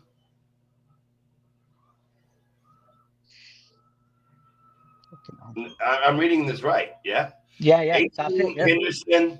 I mean, and Raheem Mostert at the very bottom. Yeah. Okay. And then he has wide receivers of Wilson, Harrison, Smith, Egbuka, Burden. This looks like a great dynasty team. Yeah. I don't know if it looks like a good redraft team. But this is a grade A dynasty team. If you're drafting dynasty, this is the type of team you'd want to draft. I'm going to leave it at that. Pez, if you want to say anything else, you can. No, yeah. I like his tight ends. They might be able to add the extra points from the running back position. But one thing I would say, because obviously we've been going on for a very long time, we probably messed the setup of the show where we could have saved a bit of time with how long these review shows go. I understand why people go running back as well, because running back, you've got to remember, pass catching running backs are valuable here. This is the greatness of the league itself. You've got tight end premium. You have to start 3 wide receivers, but then pass catching running backs are very favourable in this league as well. So I don't want to disrespect anyone by saying, "Oh, you're gone RB heavy." That's stupid, because there's not. It's just when it becomes you have to play 3 wide receivers, and as we've gone through these leagues and shown, it's like, right, yeah, you've got him, and who's your third guy? You have to play. That's what normally costs people in these leagues. It outweighs a lot of stuff. Hence why, like Everett, who's quite experienced in fantasy, went heavy. He got his 3 starting wide receivers in the bag. Like, we'll get on to the last team in this. Yeah, in you this go league. ahead and run through the last 2, because we got one more league, and my wife is going to be home soon. And she's going to beat your ass. Perhaps. We've been going on for about 3.5 hours now. So, but it's 2:37. Like, it's very long. We've superseded our time limit we've ever done on a show. Yeah, this is the longest we've ever done. Do you know when you said before we started, yeah, I'm going to try and keep it in an hour? I was like, yeah, but you talk too much. There's a lot to talk about, man. Just imagine if we had Martin. Oh, we'd be fucked. Me and Martin talking together, we'd still be on League 1. Right. Let's get into this. All right. Yeah, let's run through the last 2 teams in the last league, yeah? Right, Let's see if we can knock it out in 20 minutes. That's it there. All right, this is what we're going to do. I'm going to name the position starters. You just tell me one thing you like, one thing you don't, and that's it. Okay? No explanation. Yep. Running back room. Team 11, Amos 7. I'm in many leagues with Amos. We have Gianti, Pacheco, Judkins, Dobbins, Sampson, and that's it. What do you like about it? One thing.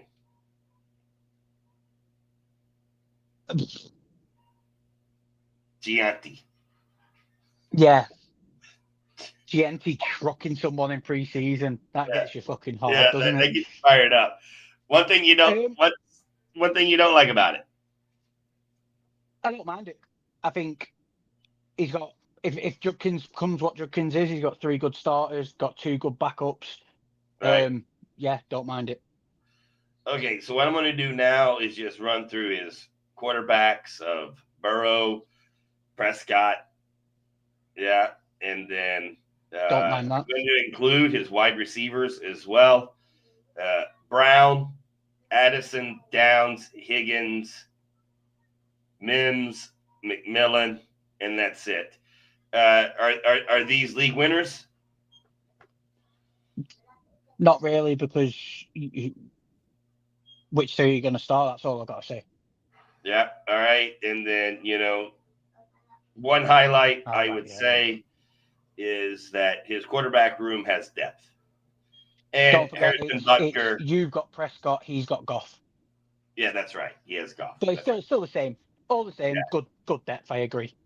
Yeah, and Butker is a solid kicker. So let's go to Nick Tactics. Now, I think Nick Tactics has been doing a wonderful job, and he might be the favorite. If you look at his team straight off the bat, Puka, Neighbors, Higgins, and then Sutton, Ridley, Debo, Douglas. I mean, his wide receiver room by far is the best. Right? Then you think about his wide receivers. I mean, his running backs. Walker, Swift, Warren, Benson Chubb. Yep. Mananda guy. I don't know that name. I understand why he took the bottom guy. I'm not even going to try and say that because he's got Swift. So you're kind of just securing your ass. RB room is his biggest question. Tight ends RBs and tight ends are his biggest question there. I don't mind his quarterbacks. His IDPs, where he took them, are good enough hedges at IDP till you get a couple of weeks of scoring under your belt. But his wide receiver room's gonna just they're gonna be they're gonna carry him through, or they're gonna be great trade pieces because he's got 7 starters there. Yeah, that's a good wide receiver room by far. All right, so Johnny, if we're going to pick a winner, I'm going pork belly. I'm going to back you this year because you've done it different. I'm impressed with your drafting. Get them RB sorted out, and you could be onto a winner there. I'm going to back you. Wow. Thank you, sir. This is the first time I have been predicted to be a league winner. It's a bit of an honor. I appreciate it. I'm going to go out in left field. I really don't want to choose anyone, so I will just pick my buddy Brian. Hey, Tactics. Go Tactics. Yeah, I don't like his quarterbacks, to be honest, but yeah, I love his. All right, if I'm going to go outside of Brian, Lemony Fresh, I'm actually going to go with Chris Budge. The reason why, I think that his running backs have the ability to catch and run, and they're going to rack up a lot of points as long as they don't get injured. So I'll just go with that. Yeah? Yeah. Johnny's picked your team as well. Oh, my gosh. Oh, my gosh, the stress. I like it better when I'm an underdog. Wow. Excellent. All right. So I think we can finish this fairly quickly. Let's stick to like 1 minute, Pez. Yeah. Unless there's if anyone's still watching and have been waiting for their team to come up and they're in this league. Yes. Just leave a comment and we'll dedicate some extra time to yourself. Yes. Good point. Good point. And by the way, if you are here, don't forget to like and subscribe. Probably should have said that 3 hours ago. I can't believe how long the show is. This is, my God. Fuck. My son comes to me and goes, Dad, not once, not twice, but 3 times. What time are you going to finish? If Matt's still here. I don't think anyone is still listening. No, Ian. Matt's still here. Oh, Wow. And Ian is Matt, still here. Get on with I don't know if he sees it as torture or what. Is he doing some training? Mental resolve training. You're in I this tell you, division, Matt, aren't you? Ian talks a lot of shit, but secretly he loves us. Oh, yeah, of course he does. That's his MO. You know, we're the only ones that will still talk to him. Right, so Johnny's messaged us saying that Matt is the 104. Right, so we'll give you some dedicated time. All right, well, let's go with Matt first. The 104. Right, yep. Barkley, Williams, Pacheco, Dobbins. Can you? There we go. And that's it. That's it. Let's go ahead and go with the wide receivers as well, Johnny, if you don't mind. And then we got London, Moore, Adams, Ridley, Harris, Leggett, Kirk. Wow. Okay. All right. Pez, you go ahead and talk about these two, and then you can look at the QBs and talk about those on your own with the tight ends. Well, the first thing I look at Matt's team is if he can I'm just intrigued to know why he went for 4 quarterbacks. So a few people have done this, and I'm intrigued to see if his answer is to do with trade bait for later in the year, things like that. If he could answer that. But his running backs, I like him because as it stands, he's got 4 starting running backs. That's great. Is Drake London, DJ Moore. I've said I'm not a big fan of DJ Moore personally myself. Doesn't mean that he can't do something, but he's got Drake London, Devontae Adams, and Calvin Ridley. I'd start them 3. Right, yeah, okay. That's what I thought a lot of people would do, why they've picked him up, because you've got 2 teams with 1 quarterback. They're going to need one for the spare week. But I don't mind your wide receiver depth at all, really. DJ Moore's a big question mark for me, but Drake London, Devontae Adams, and Calvin Ridley, I wouldn't hesitate starting them. Trey Harris looked really good in this last preseason game. I'm still not out on Xavier Leggett in his second year. Christian Kirk is getting a bit of buzz at training camp, so I love that you've picked 2 late IDPs, and they're really good ones. Bobby Wagner is always one of the best point scorers, and Edwin Cooper could have a brilliant second year in IDP scoring.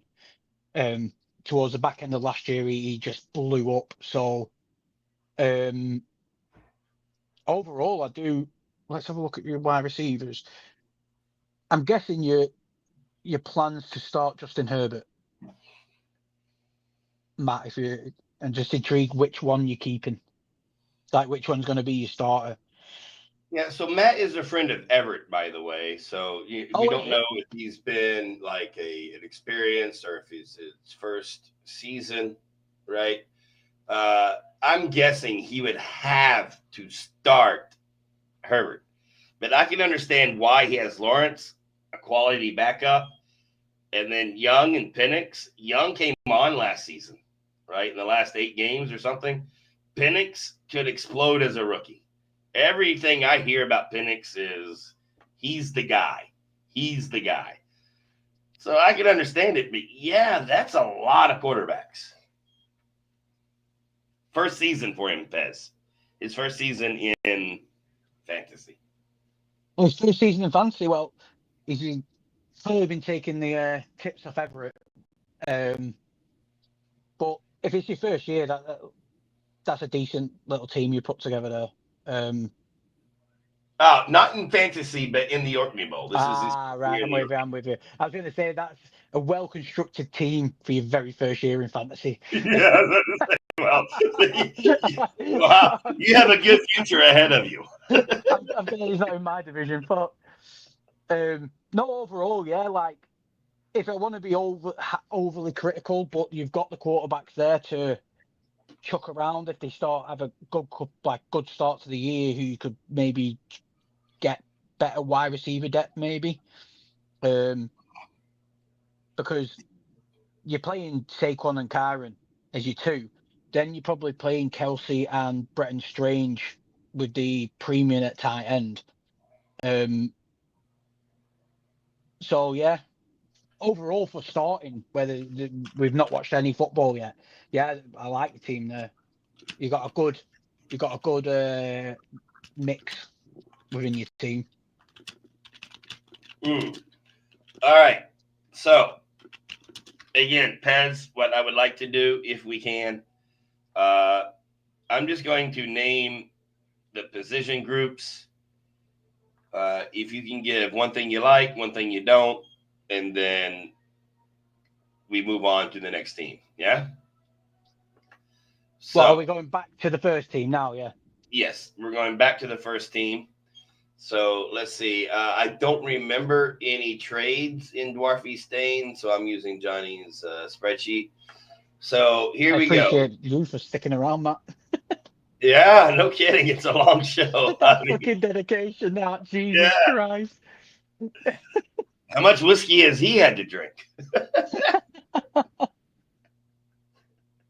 So we have Jamar Chase. Okay. Wait. Connor is on the wrong color. Mike Evans. Jacoby Myers. Stephen Diggs.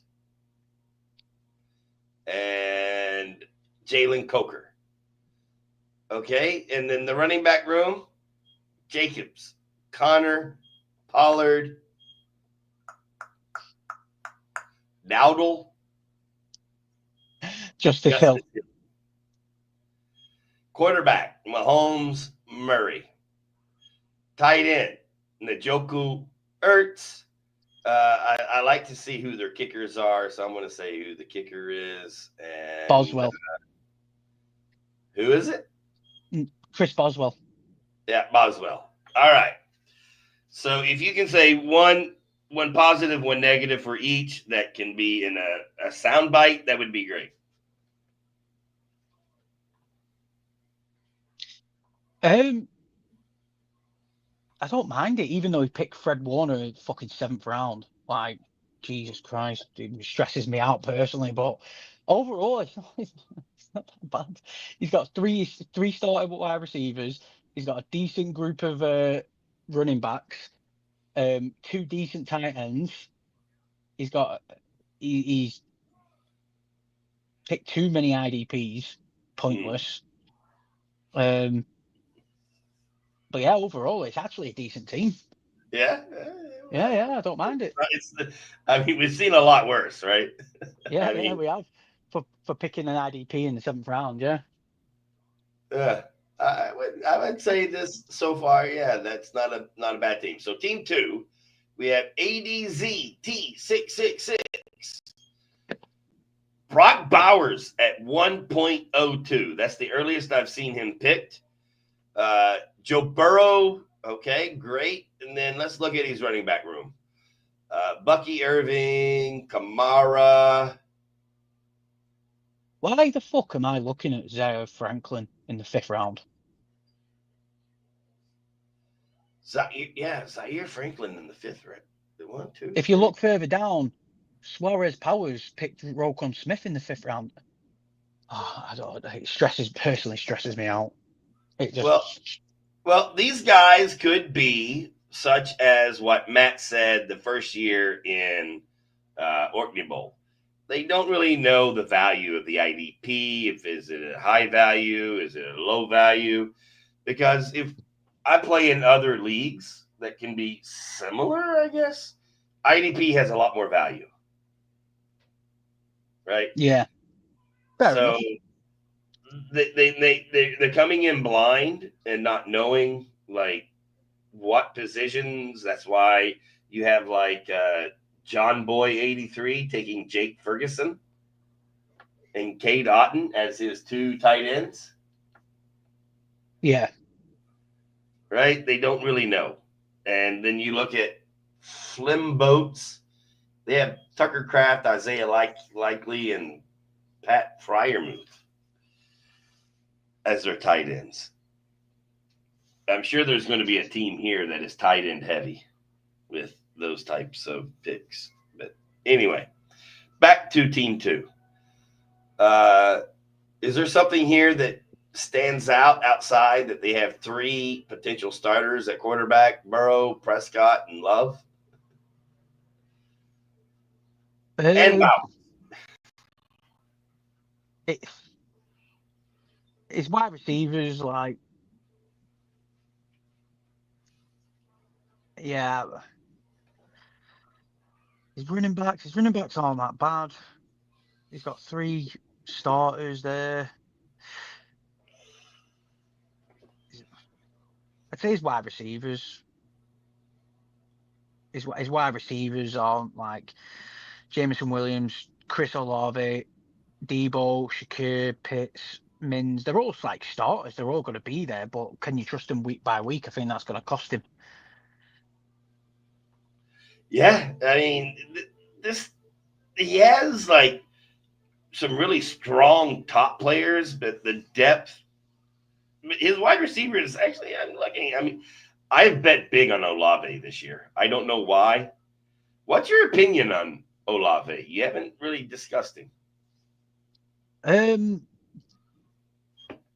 It's so hard to know because he's been concussed. Was it 2 years in a row now? So if he can stay healthy, he could be easily, obviously QB situation in the Saints, but just off talent alone, he could easily be a top 6, top 7 like wide receiver in the league. He's got that talent. He's the only one really consistently on that team with that sort of talent. I know Shaheed's there, but Olave trumps him massively on talent. So he just needs to stay healthy, I think. I got you. All right, so we're going to go ahead and go to the water buff, which I'm guessing that's supposed to be the water buffalo, which, by the way, born in 1973, I am a water buffalo. So we have quarterback, Jalen Hurts. Running back, Bijan. Ty Spears. Bigsby Stevenson. Wide receiver, Brown, Hill, Metcalf, Worthy, Egbuka, Bateman, Austin, Royals. Young Ho Koo as his kicker. And his first IDP was in round 9 with TJ Watt. So you just set me up there, Pork. I really like this team. Okay. He's got wide receiver heavy. Absolutely nailed his depth at wide receiver. He's got Bijan. Tajay Spears, he's a good running back. Health is an issue there. Tank Bigsby could easily be the RB1 by the start of the season for the Jags. Stevenson is going to get him points at the start of the year until Henderson completely takes the job over.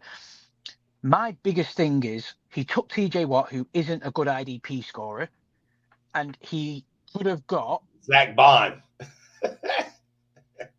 Wow. Well, You'd think that would be reversed in the picks, right? Yeah, because Zach Bond is good, but then look at it. TJ Watt, he could have got Aaron Jones. Nick Chubb going that high is fucking insane. But he could have got Aaron Jones. I'm not going to say Nick Chubb because he's not proving anything. So Aaron Jones, Jalen Warren, and Zach Charbonnet. Even Jaden Blue, which has a better chance of being RB1 than, No, well, Jaden Blue was after.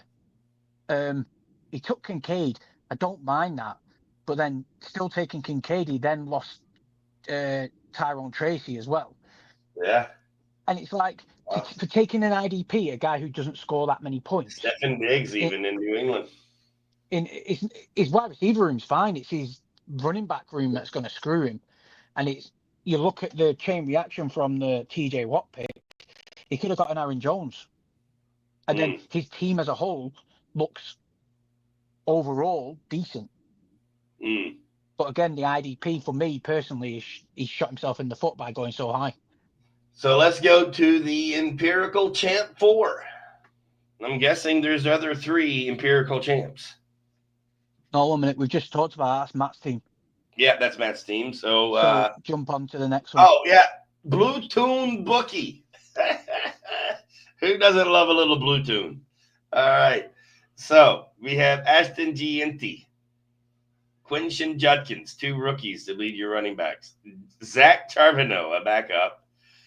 Austin Eckler, I think he's 30, 31, and that's it. And then we have wide receivers / IDP, Travis Hunter, Lad McConkey, Addison Reed, Thielen, Noel right at the bottom. Yeah. And then quarterbacks, Mayfield, Goff, Ward. Okay, I like that. Tight end, Hawkinson, Pitts, Taylor. Give me one thing about this team you like in 30 seconds, one thing you don't like in 30 seconds.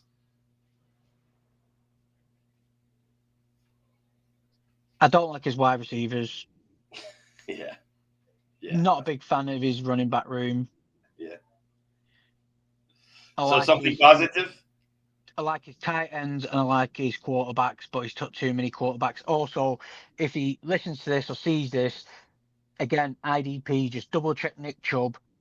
And then I don't mind Buda Baker. He does score decent points. And potentially Abdul Carter could score points, but rookie D lineman, I'd look at switching the IDP up a little bit. That's what I got there. So we have John Boy 83, which usually when it's spelled like this, it tells me he's from Asia somewhere, but could be wrong. So he went first 2 rounds running back. So let's start there. Running back, McCaffrey, A-Chain, Blue. Okay. And Mitchell. And then, and Rachaad White. I think that's the wrong color. Yeah. It's the wrong color, yeah. And then we have Harrison, Hubbard, Smith, Flowers, Pearsall, Coleman, Alex Pierce, and Torrey Horton. And then in tight end, Ferguson, Otten, quarterback, Tagovailoa, Darnold. His first IDP, I guess, is Caden Ellis in round 12. His kicker. Or is that his kicker? I don't know. No, Ellis is an IDP. He's a decent scorer.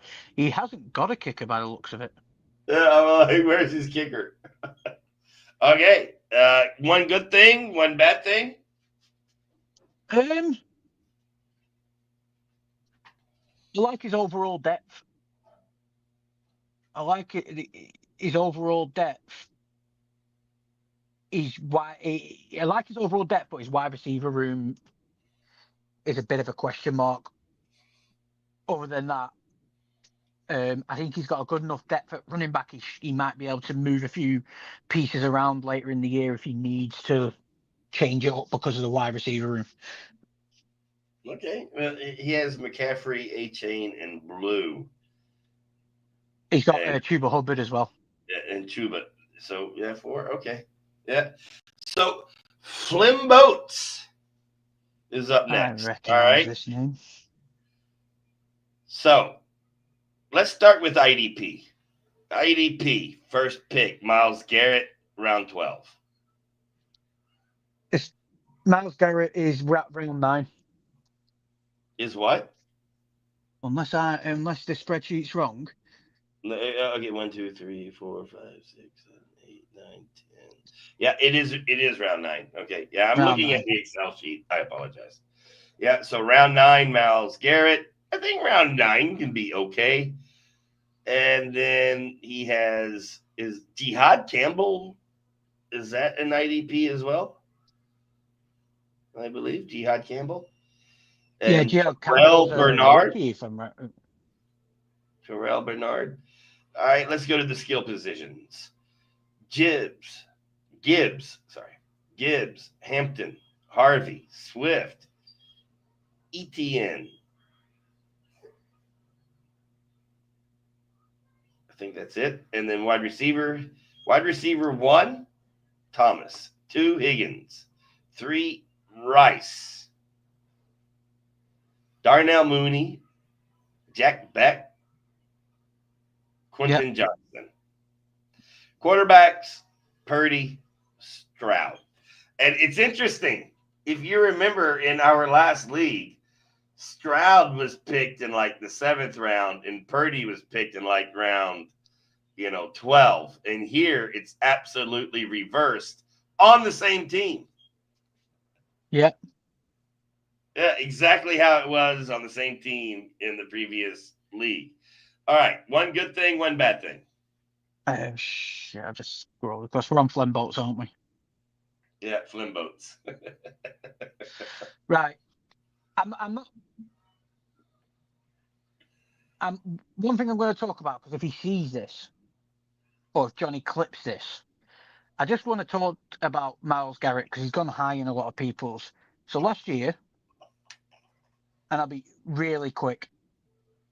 10, 12, nice, 3, Johnny. 16, nothing, 3, 11, 9, 2, 25, 0, 25, 9, 12, 9, 11, 19, 5. That is rubbish. In IDP, that is shit. And then you go to the year after.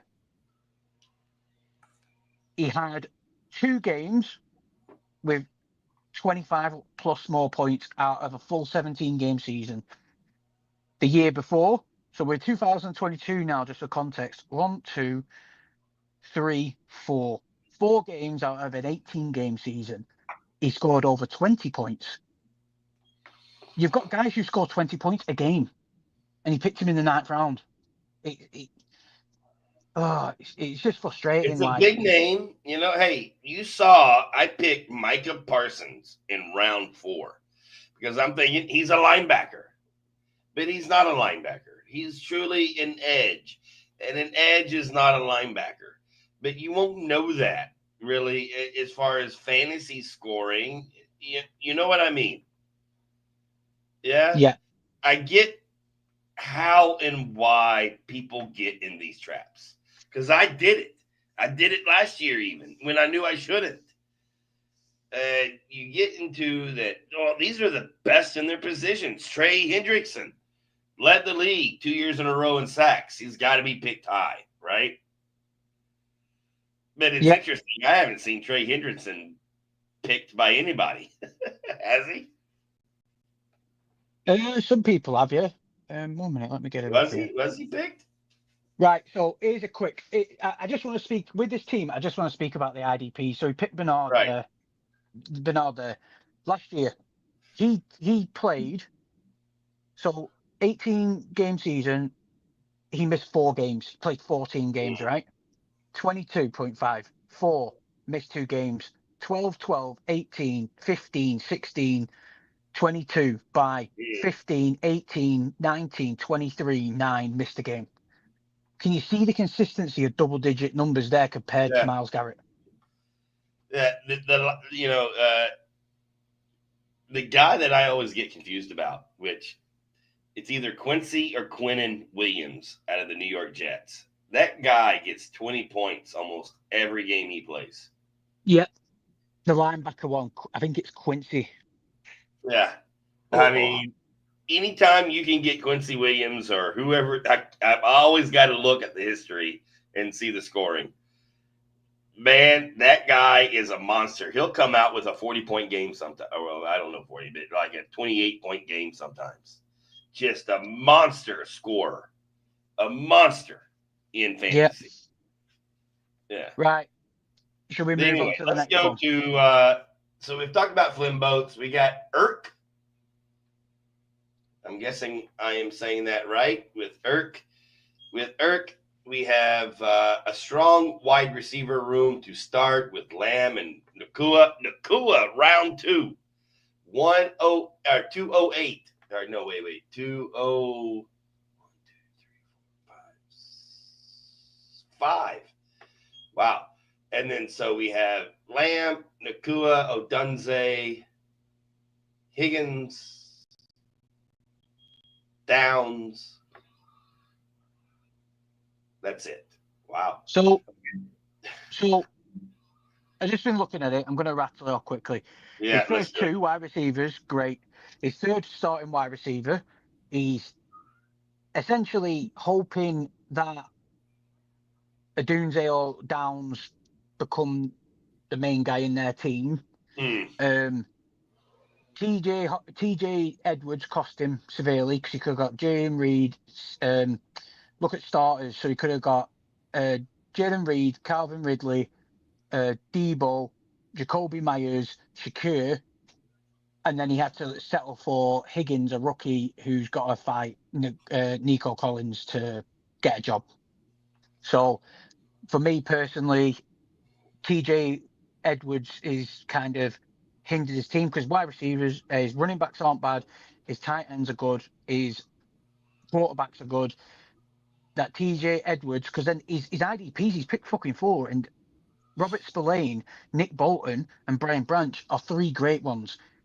TJ Edwards cost him dearly from having a decent wide receiver room. It cost him dearly.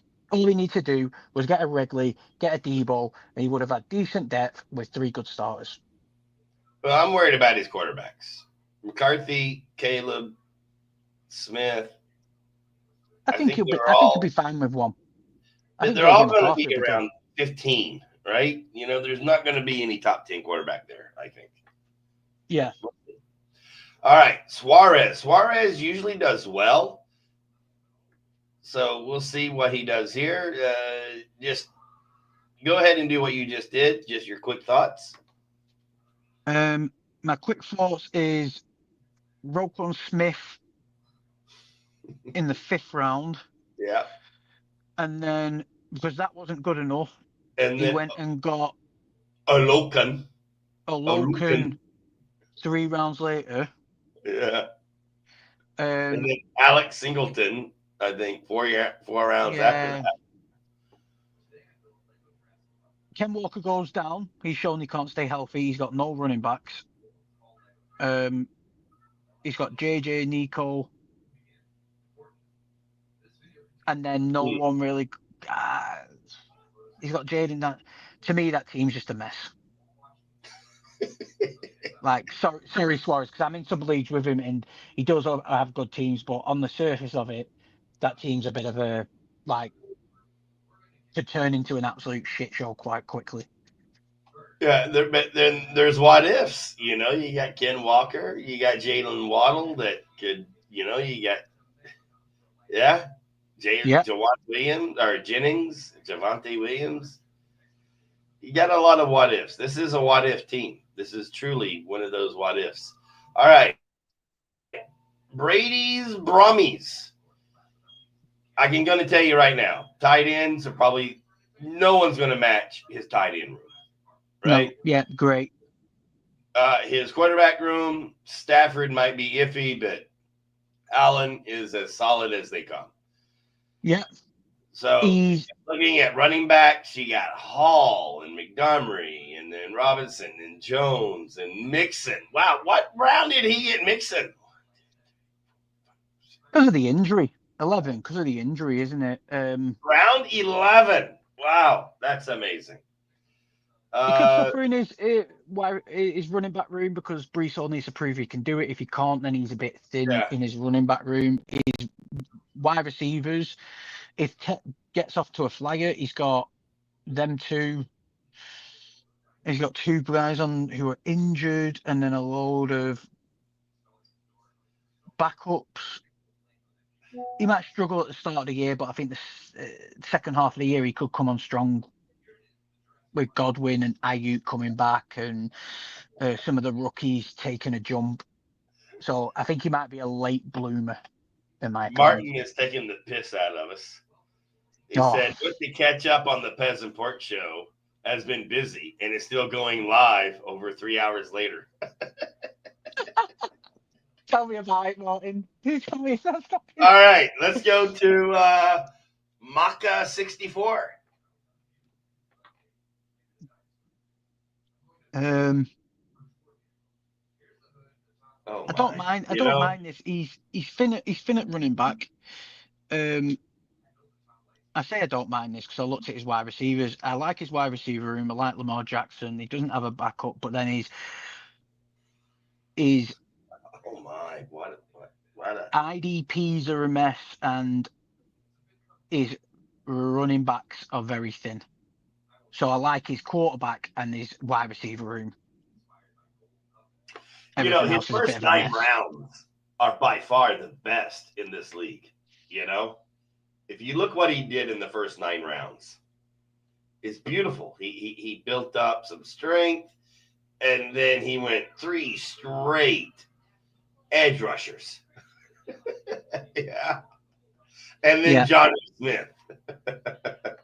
Yeah. He destroyed his team in those 4 picks. Yeah. I've got to agree with.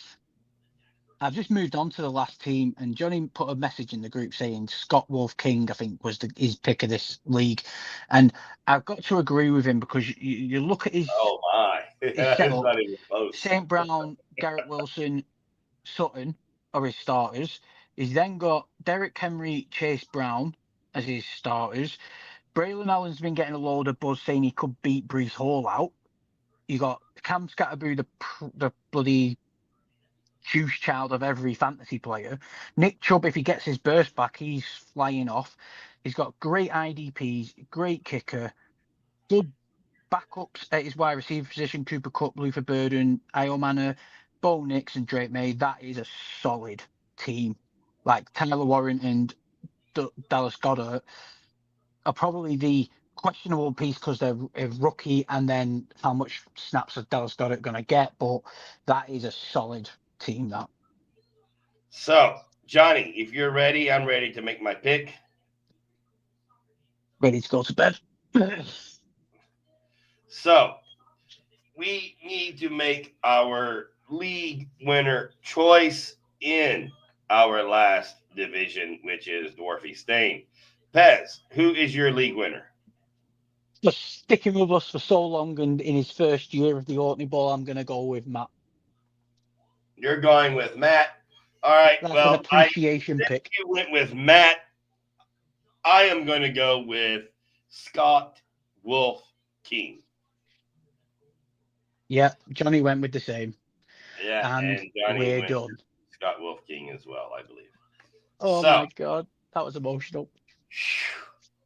Well, thank you for anyone that stayed here for 3 hours and 16 minutes, going on 3 hours and 17 minutes. It's the longest show that we've ever had. I'm exhausted. I'm not going to lie. I'm worn out. I never thought the show would go on this long. Anyway, Pez, thanks for chatting with us. Yeah. Special shout out to Matt for staying with us strong. Hook 'em horns. Right, end it. Get him off my screen. Yeah. Anyway, we do this Pez and Pork Show, which Johnny will break down as long as Pez stays on long enough to download. He will break it down into segments for your league to watch. Please don't forget to like and subscribe. It does help out Johnny for all the work he does. And for me, Pork Belly, and for Dr. Pez and Johnny in the booth, we say thank you. Till next time. Later, my friends. See ya.